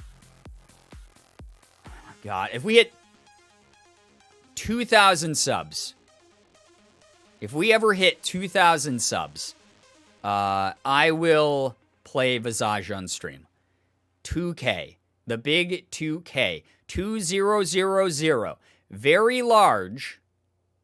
Very far away, which I'm okay with. But if we ever hit 2K, I will play Visage. You have a challenge. Finally, you have a challenge and can say it in chat and actually be right, chat. 2K is going to be it, but it's so far away. I don't want to try to like force ourselves to work there. I think it's far enough away that it's going to be a big enough payoff when we eventually make it, where it's like, yes, we earned this. We built up the community over years, and we got to 2K subs finally. It's one of those things where, yeah, I don't know. It just, it's creepy. We hit 2,000 subs, I will play Visage on stream. Well, I mean, I could chicken out and play it off camera and just be like, hey guys, here's my after Visage stream. I'm very sweaty and scared. You know? I have to clarify for some of the slower people like you, Bree. Obviously. Oh my god. Anyway, enough of the sass, me. I've been sassing chat all night. Brian is not going to be able to sleep for months. Yeah, I'm gonna have trouble walking around my own house, honestly. I'm gonna have trouble walking around my own house after I play Visage. After I watched the playthroughs of it, I was like, I gotta like sleep with the lights on, like at some point. Like, it's very creepy. We have a challenge, y'all. You have a challenge, but like I said, let's not force ourselves that. Like, because here's the thing: is like with the Enchroma glasses, right? You guys were like, oh, we didn't know Enchroma was 1K, and then I said it, and then basically what ended up happening was. A bunch of people joined the community. A bunch of people have been around the community for a while, also got emboldened by this. And everyone went, all right, we're going to just blow past 1,000 so we can say that we got to the crazy milestone. Like, kaboom, bam, bam, bam, we got to 1,400. And then I was like, I'm run out of challenges to do. I'm so sorry. I will figure out more stuff. We obviously have more milestone streams coming up soon. But the whole thing is basically, I don't want to do that again. I feel bad that happened. And not because we dropped back below 1K, but because I felt bad with people like spending all of that money in like one giant burst. And then this is all that came out of it. Like, me playing a video game at 2K should not be like someone coming by the stream. Yeah, like Huatma, exactly, Chaotic. Like, should not be Huatma coming by the stream and going, I'm going to drop 1,200 subs right now. Now you have to do it. Because it doesn't, I don't know. Like, I just feel bad if that happened. If we get there organically by just working, building up the brand, getting more and more subs, like, doing more fun streams, getting more new people to join the community and have a good time and enjoy our goofy banter and our wacky challenges and our just chill vibes that we give off, then, that's fine by me. 2K, I've set it that high because I know it's going to be a psychological challenge for me to even, install the frickin' game. It's on my computer right now. It's just not installed. It's in my Steam library, I mean. It's just not installed. So, it's, yeah. Have you all heard of Twitch? Oh my god, shut up. No, we're not gonna do any sort of, no. 1,200 subs is only $6,000. Oh my god, Bree, no, we're not doing, that's so crazy. That's so much money. That is an unbelievable amount of money. As if your community wanted to spoil you, isn't the organic growth of you building a great space of caring? Well, I appreciate that that's how you see it, but subs wax and wane. It's like Ethan's can of bean shit, right? It's like Ethan set it at 5K because he knew he wasn't gonna get it in one subathon. He wanted to encourage people to do that. But really, at the end of the day, he knows that, his sub numbers will wax and wane. And there are going to be moments where people are like, oh, we're only X number away from the thing. And then there's going to be a sub drop because someone was really kind during a stream and dropped, 26 subs in one night. And all of those subs are going to expire at the same time. So don't put it on you. Don't make it. Let's wait until we get Dwayne The Rock Johnson in here to worry about someone gift bombing that many subs, guys. Do not worry about that. Anyone who's hanging out, having a good time, and subbing because they can and choose to take that option, again, totally optional. You can vibe here for free. You are allowed to vibe here for free. Please never feel pressured into subbing or anything like that. Please know that that's fine. If we're working up a little bit slower than other channels, I'm fine with that. If we're working up a little bit slower than you guys want me to get to Facade, or now I'm going to do this all night. The Visage, that's okay. It is A-okay. We'll get there eventually, at some point. Maybe it will be 2024, and we'll go, oh, we finally made it to 2,000 subs. Amazing. Wow, it's been so long. It was really worth the wait. And, maybe half of you aren't here because you've gotten sick of my shit finally and realized there's much better things to do with your time. Who knows? But, yeah. We vibing in this chat. Oh, boy, chat. I hate you. Everybody pitching $50 worth of subs. Do not do that, ever. Do not do that. Facade stream? Maybe that is a game. Maybe we could do a Facade stream, right? Now that we brought up an oldie but a goodie, we could maybe do a Facade stream. How stupid would that shit be? That'd be so dumb. The problem is I already know how to beat it, though. So I guess I could use it as just a random goofy text generation stupid thing, to see how pissed off I can make the characters in it. But I know how to beat it already, and I know what makes it automatically trigger kicking you out and stuff. So I don't know. I don't know if I would actually want to do that. Facade and Visage sound so similar. I was like, what? You just said, yeah, right? It's easy, especially with ADHD. So they've linked ADHD, and I've linked this to myself because I notice that I do this all the time. But I think I have mild dyslexia, and it's one of those things where with ADHD, they've basically come to the conclusion that your brain is moving so far ahead of what you're actually physically saying that you start saying things from a future sentence or farther into the sentence before you mean to, and end up inserting it and mixing up letters of other words or starts of sentences with what you're currently saying out loud. And that's something that I do all the time. And you guys, if you've been here for any amount of time, probably notice that. And it's one of those things that I actively try to keep myself from doing, but obviously it's not, I'm fighting a neurodivergent thing. It's not always possible. Yo, Vintage Wine, happy birthday to you. Happy birthday. Thank you for hanging out. I also have ADHD, and yeah, I do that too. Yeah, it's because our brains apparently are moving so rapidly, even while I'm talking at a measured pace, and I'm trying to I've gone over in my head exactly what I want to say and how I want to say it. Sometimes I'm just so rushed to get out all the things that are happening in my head all at once that it comes out as crazy nonsense. So yeah, it's something that I've been more aware of, can't necessarily make better because, again, it's a neurodivergent condition, but it's something that when I do it, I'm like, shit, I did it again. It's one of those things that, like, just you can't do much about neurodivergence. It's just something that you have to try to learn some learned repeated behaviors, but it's not always going to be the most effective thing, right? You ever just refuse to relearn a word because you have been saying / writing it wrong for so long and it won't stick in your brain because same? Yes. 100% Aussie Bear.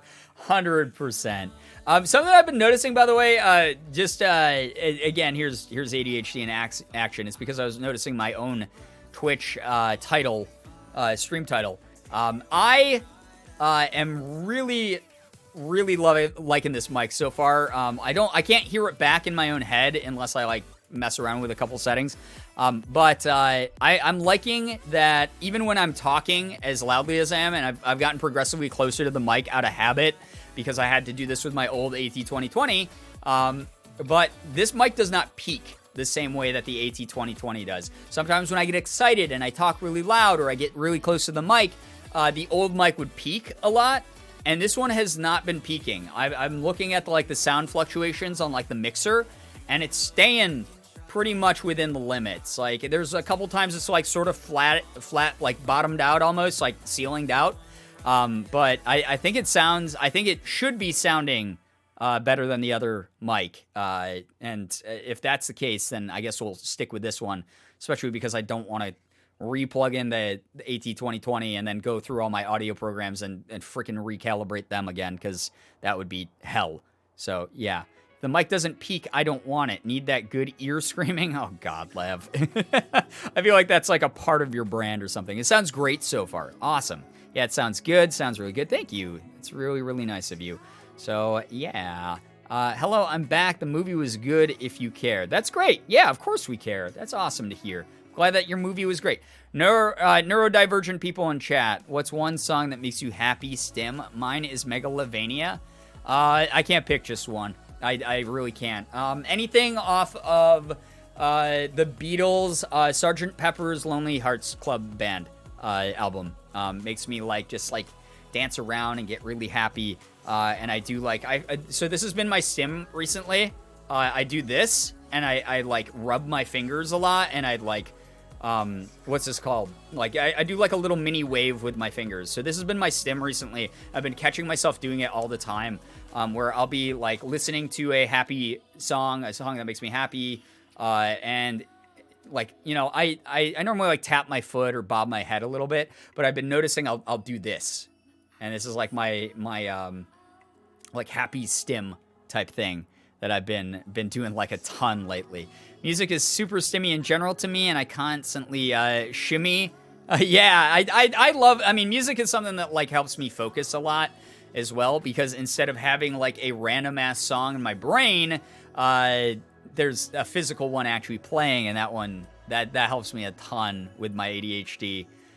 So music is, when they say music is therapeutic, it's therapeutic in a huge number of ways across the spectrum of medical conditions, from everything from people suffering from cancer have said that listening to music that calms them helps bring their heart rate down and they don't feel as much pain physically, all the way up to something as small and goofy as ADD, where it might not be something that is the most destructive thing that you could be cursed with, but it's something that gets in the way enough, but music can help you concentrate a little bit better or something like that, which is pretty neat. I flap my hands, snap my fingers with all my fingers, and click my throat. Yeah, and I here's the thing too, is when you can identify your own stims because they're a repeated pattern of doing something, that is something that I think is really good to identify, because you'll know that it's something that you do either when you're nervous or you're happy or whatever emotion is associated with it that preoccupies your mind, or might make you zone out. You might do them when you just zone out, It's also one of those things where I saw this recently online, where people who were trying to, and don't try to guess what the situation was, because it's just not worth doing that and trying to label something and being Oh, yeah, I saw that too, because you might not even know the specific example I'm talking about. But I see a lot of people who are online who will see someone do something like simple, like drumming their fingers idly, and they'll be like, oh, it's so great to see them stimming. And it's one of those things where I think that's really unfair. As a neurodivergent person myself, I think that's really unfair and also a dangerous thing to do, to be like an armchair psychologist, especially when you don't have the training behind it. Where if you see someone doing something and you go, you're stimming right now. Oh my God, I love that you're stimming. That might be something that like either comes across as rude and offensive to them, or they might just not like you making an assumption or forcing your labels onto them. And it's something I think is really important to speak about, because I've had it happen to a couple of friends in my life who were like, yeah, no, that's not what was going on there. And it's strange that like anyone would like, put a label on like what I was doing. Like, I know my stims. I know what I do when I'm stressed out. I know what I do when I'm happy, etc. And it's just like weird that people make these like assumptions and like tell me what I am when I'm not that thing, or like try to diagnose me when they're like someone who has had no exposure to psychological training or anything. And I thought it brought up like a really important point to hear about that kind of thing. And I think it's just like really important, just the way that we don't want people to make assumptions about, our gender, sexual identity, any number of things across the spectrum of who we are as a person. I think that, neurodivergency is the same thing. A lot of people are like, oh, you sound like you have ADHD. And I'm like, yeah, I do, but it's kind of like rude that you would just say that. It's like kind of rude that you would try to diagnose me when you don't really have a background of who I am enough, or like that just kind of came out of left field. It's one of those things I think is very important to talk about, because if we start falsely diagnosing people and watering down these very important, psychological labels and identifiers, it makes it a lot harder to sort of label people down the line as well, where it's like, oh yeah, no, that I know a guy who does like, this as their stem, and it could just be like that was someone's like idle animation because they're an NPC and they zoned out for a second and went, oh no, I don't have any of those conditions. I just accidentally did that one time. And it's one of those things where you don't want people to be like, oh, well, anytime you see someone do this, maybe they don't actually have, that neurodivergent thing now or something. So that's just something I wanted to point out as someone who, especially as someone who was a psych counselor for a very long time. I think that it's very important that we're not forcing labels or trying to diagnose other people like that. So, yeah, it's on the same playing field as unsolicited advice, and it's so odd. Exactly. It's like, no one asked, so why are you telling me that I have this, and this random person on the internet? Please don't do that. So, yeah. With my anxiety, there are a lot of times where I feel like I'm not social enough with people, and I feel like I'm too quiet most of the time, and it makes me upset. It really sucks. I'm so sorry to hear that, Splat. Hey, here's the thing. You can be as social as you want here, whether you decide to, hide away and just lurk and watch what's going on in chat, or decide to occasionally poke in and contribute here and there, or if you want to be super chatty here, none of us are going to judge you. We're going to love the fact that you're contributing in any kind of way to this community by sharing your time. Just know that you're 100% valid in whatever approach you decide to take in that regard. So thank you so much, seriously, for just being here and sharing that with us, and trusting us enough to share that with us, so that we know, it takes a lot for you to like sort of, work up to socializing with any of us. We're gonna do our best to make you feel right at home, Also, Kzenny, another gifted sub, this one to Shreya. Thank you so much. Seriously, that's super nice of you. That's really, really cool of you. Thank you so very much for that gifted sub. Really, really cool of you. It really sucks to see people doing that so much now with ADHD. You'd think people would learn from the constant I'm so OCD thing. It's really annoying to have some symptoms of neurodivergence being tossed around like that as a neurodivergent person. Yeah, like I said, it sort of waters it down a lot. And also, like, for those of you who are not a absolutely ancient boomer like me, Back in the 90s, so what basically happened was, so like I definitely have ADD, I have ADHD. I was diagnosed when I was 7 years old with ADD and ADHD, and it's one of those things where I was fortunately properly diagnosed, but the 90s was this time where like ADD diagnoses was like a trendy thing, like a really, really trendy thing. So it's one of those things where, like, if you're like someone who was in the 90s like me, you probably knew kids who were just like thrown on Ritalin, just like as like a group of you like got diagnosed all at the exact same time. And some kids were like, yo, I don't need this. Like, this makes me feel awful and, like, bad and stuff. Like, they were just thrown on Ritalin because, like, Big Pharma was trying to push Ritalin as, like, this miracle drug. And some people had, like, have, like, lasting side effects, which really sucks. Like, some really lasting side effects about that kind of thing. Like, it's really, really crappy to have seen that become like a trendy thing, was like for doctors to just diagnose. So like doctors aren't always right either. But again, like you don't want to ever say, hey, I saw you did that thing, you have blah, blah, blah to someone else, because that is like, that could be completely invalidating. They might be like, you just said that I was autistic and I'm not on the autistic spectrum. I have a learning disability that is, you know, like nonverbal learning disability or something. Something completely different. And they might have been like, hey, that's a little weird that you tried to put me into a box because I'm not that.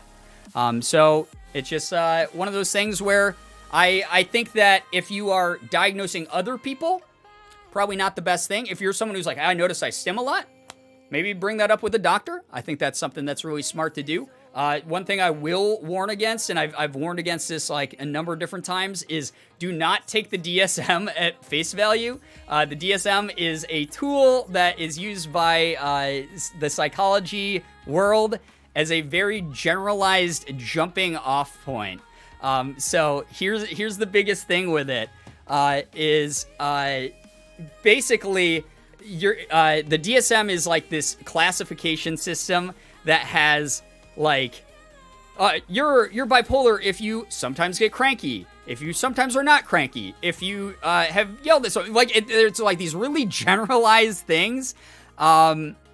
It's this like really generalized thing where if you read through it, even as like a person who's just like trying to look at it casually for a good time, I remember when I was taking psychology courses in college, I looked at it casually and I was like, oh my God, I might be a sociopath.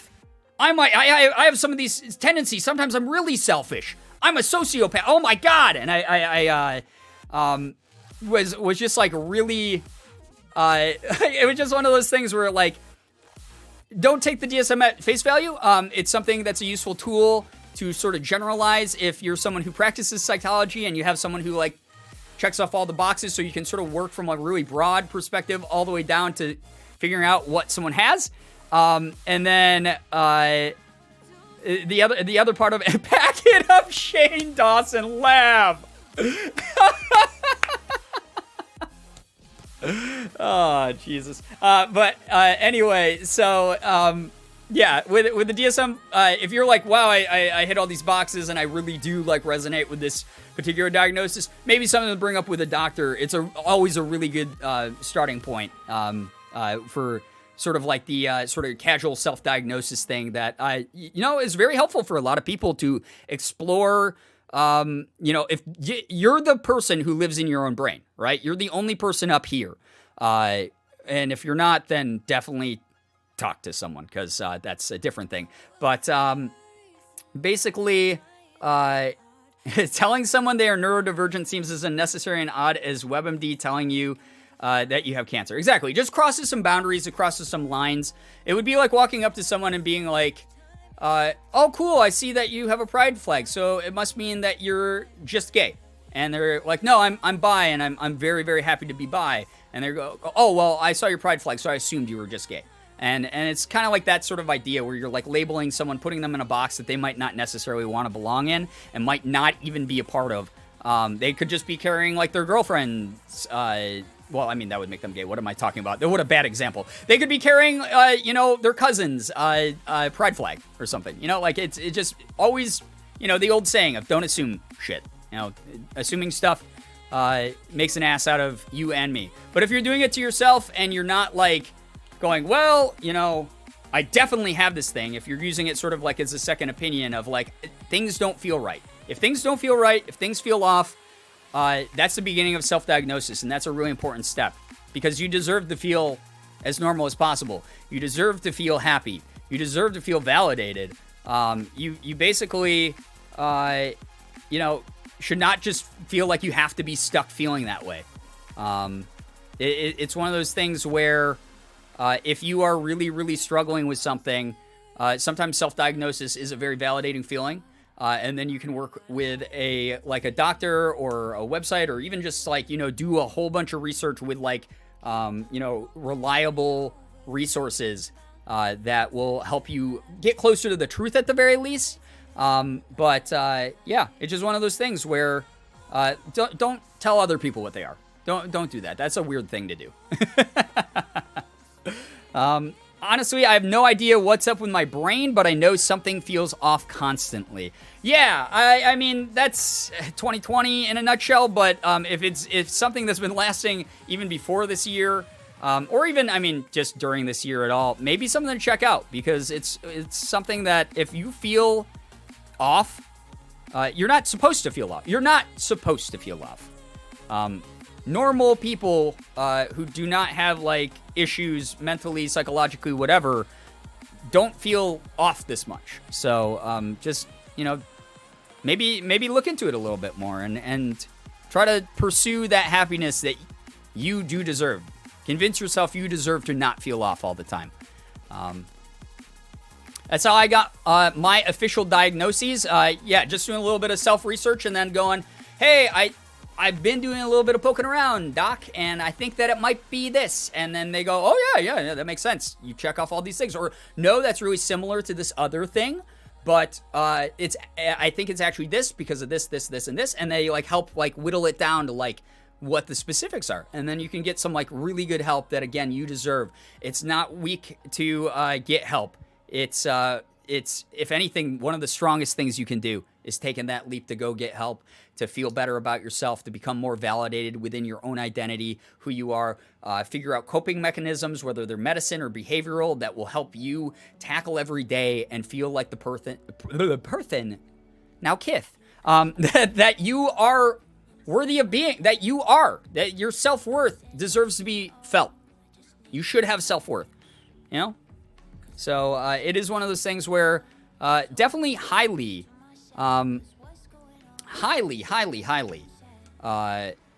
recommend, like I said. End of the story is, if it deals with outside of your own brain, don't tell other people what they are. That's it. It's like common courtesy. Here you go. Coming again from an ex-professional psych counselor. I'm very lucky I got diagnosed early with the stuff I have now. Things would be so much different. Oh, yeah. I mean, and that's the thing, though. It's never too late to get diagnosed with something. It's never too late to have someone help you through something. And mental health can evolve over time. Like I told you guys, 2020 has literally given me anxiety. I've not had anxiety before in my life. And 2020 has given me horrible anxiety. And it's been rough, and it's a new thing for me.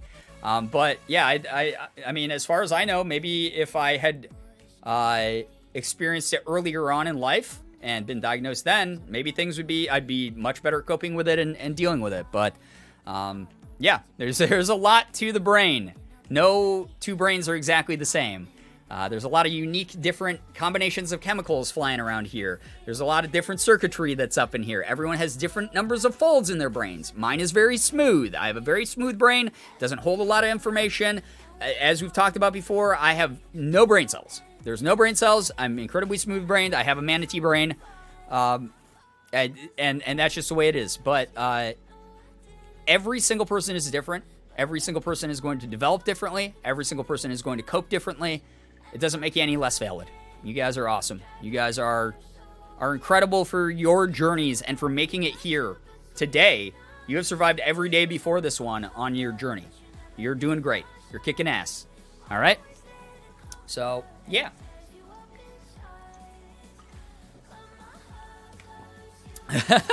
Brains come in many shapes. My shape is pudding. Just a liquefied brain mass inside your skull. Oh, that's great. That's great. Anyway, chat, I'm going to go ahead. I am going to end the stream here because I'm actually about like 20 minutes past when I was going to end the stream. I'm going to open more Pokemon cards on future streams, but in the meantime, I'm going to show off this shit, dude. Again, because this was the prime pull of the bunch. This was the good that happened during this stream. This was, oh my god, this was instant dopamine and serotonin rush. Mainly dopamine, because I am definitely getting addicted to buying Pokemon cards again, so dopamine is in charge of making people addicted to things. Oh boy. Oh my gosh. We'll open the rest of the packs at a future date. I hope that it was fun to watch me open those and listen to me ramble about various things. It is a just chatting stream, but it is an edutainment stream. So even though I am not someone, quick note, especially to those of you newer to the community, please do not ask me about any sort of mental health stuff here in the chat. Also, please, this is just something that needs to be brought up because it happened in Morgan's stream the other day. But please just use common sense when talking about topics in the stream. Please, like, if there's something that is even potentially remotely triggering that has to deal with, like, violence or something, like, please don't. Please don't bring that kind of thing up in chat because it's just not good. It's not a good thing. It's not an awesome thing. It's something where you don't know what everyone else in chat's been through. You don't know what's going to be something that sets someone else off in like a really terrible way. So just try to not bring up things that are super triggering, and do your best to be considerate of others. And yeah, we got a spammer. It's been a while. Yeah, we got a troll here. Some frickin' weirdo. Thank you, Lav, for taking care of that. You're a frickin' all-star. Yeah, have a little bit of empathy. But on top of that, just to get back to the original, the ASCII PP, that's a classic copy-paste. It's also, as a classic, completely unoriginal, so I don't know if Wahaha is still around. Get some new memes, bro. God, you're boring as hell. As far as me being someone who has a lot of experience treating people with mental health issues, please don't ask for mental health advice here in the chat. This is a stream that's strictly for entertainment purposes, honestly. It's one of those things where I'll bring up my past experience a bit just because I do have such a deep background on it. But when it comes to someone going through an actual crisis, someone who is dealing with something very heavy, you can bring it up in very general ways here, where if you're just looking for a little bit of encouragement from people, that's absolutely acceptable. But if it's something that is beyond the realm of just like a casual conversation, please take that to an actual practicing professional. I do not feel comfortable giving mental health advice to complete strangers on the internet unless it's like fairly generalized. And I don't really feel like it's the appropriate platform to do that on, essentially. So just do your best to be considerate about those types of things. And, remember that there is always help out there for you. It's never too late. It's really never too late, and you're worth fighting for. Even if your own brain's telling you not. Beat the crap out of that part of your brain, and then have the good part left that goes, yeah, you're worth it, dude. Dahlia, thank you so much for this tier 1. I appreciate that so very much. That's so kind of you. Thank you for kicking back with us tonight. Hopefully having like a really good time chilling, vibing out with stuff we're talking about. Just to give you a heads up, we do Just Chatting streams pretty commonly over here where we're just talking about whatever, vibing out, opening Pokemon cards, doing stupid shit on screen. But yeah, I hope you enjoy your emotes and your sub badge. You're always welcome to come here, whether we're doing Just Chatting or a gaming stream. We play a wide variety of games. Actually, Gimli, thank you for the big bits as well. Thank you so very much. Dahlia, thank you so much for gifting a sub to Failed Attempt as well. That's really nice of you. Oh my god. Oh, I would sub, but I'm broke AF. Yo, Failed, you don't even have to worry about that at all anymore. You were just given something very generous here. Thank you so much, Dahlia. Really appreciate you a ton for doing that. Not only supporting me, but supporting another member of the community here. Failed Attempt, enjoyed those emotes and sub badges. I hope that you're saying thank you to Dahlia here. All of you are amazing. Thank you so much for the support on the stream lately. And just always, like, it's crazy that I've been able to do this as a full-time thing for years. Like, you're all wild.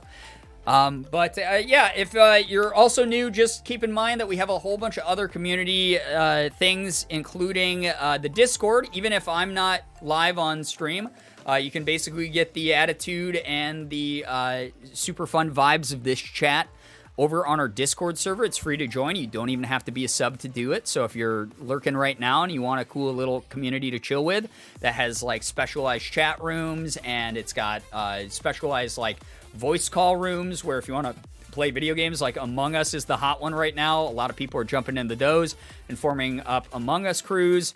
There's also access to our Minecraft server. If you play Minecraft, you can play Minecraft with the community whenever you want.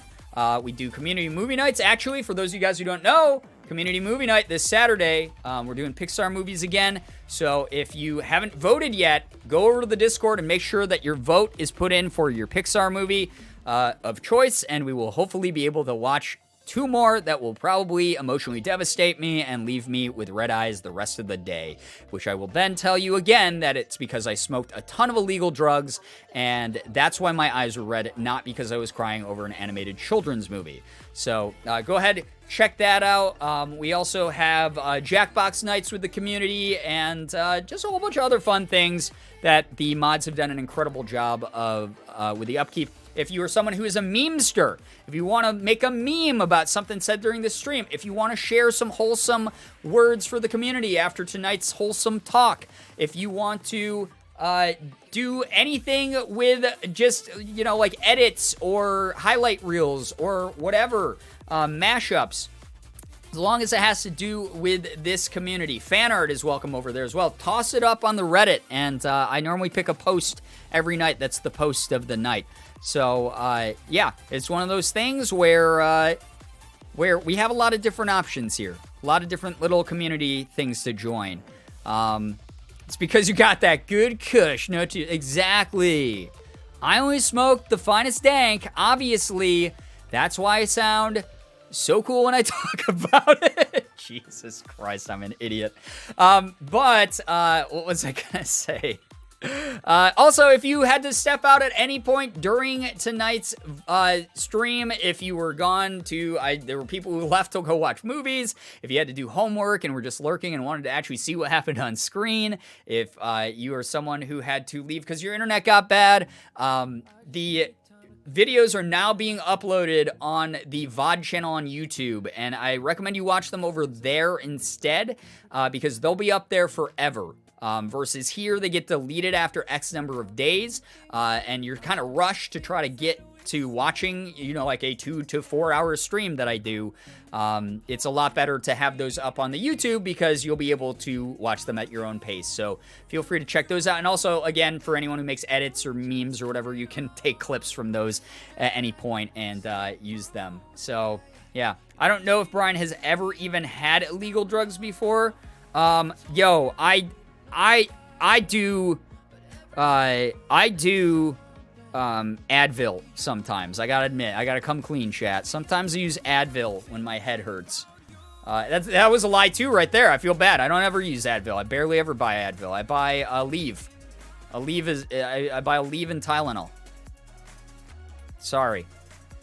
So sorry. I know. I'm sure there's a little kid watching the stream right now, and they're probably like, you know, we only do Minecraft plants in this house.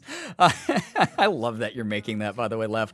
There's a little kid out there, tears streaming down his face now, going, Brian, I looked up to you so much. I thought you were drug-free. Oh, you're not a good role model anymore. As if drugs doing, you know, smoking weed casually or something would somehow be an evil thing to do.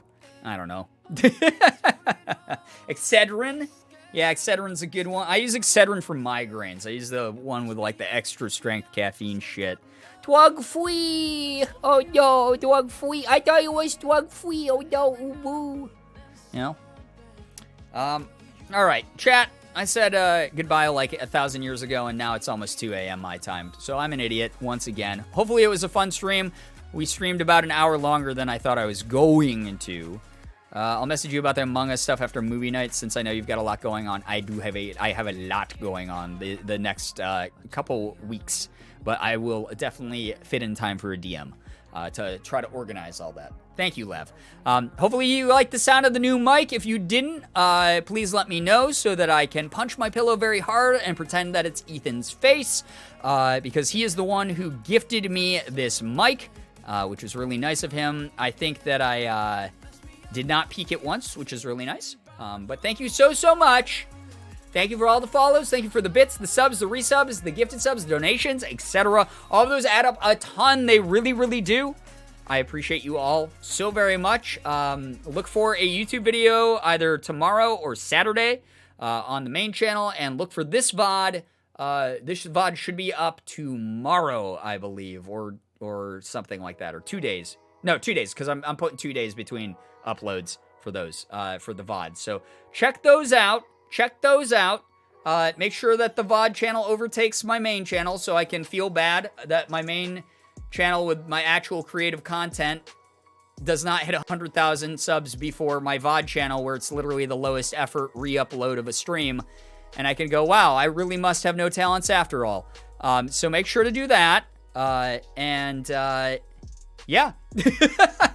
Hope you guys have an absolutely wonderful morning, afternoon, evening, night, whatever it may be for you. Thank you so much for sharing your night with me, whether you chatted or lurked. It's always nice when people share their time with this community. Finger hearts as usual. Gonna go ahead and end this stream here. I will see you all in the next one.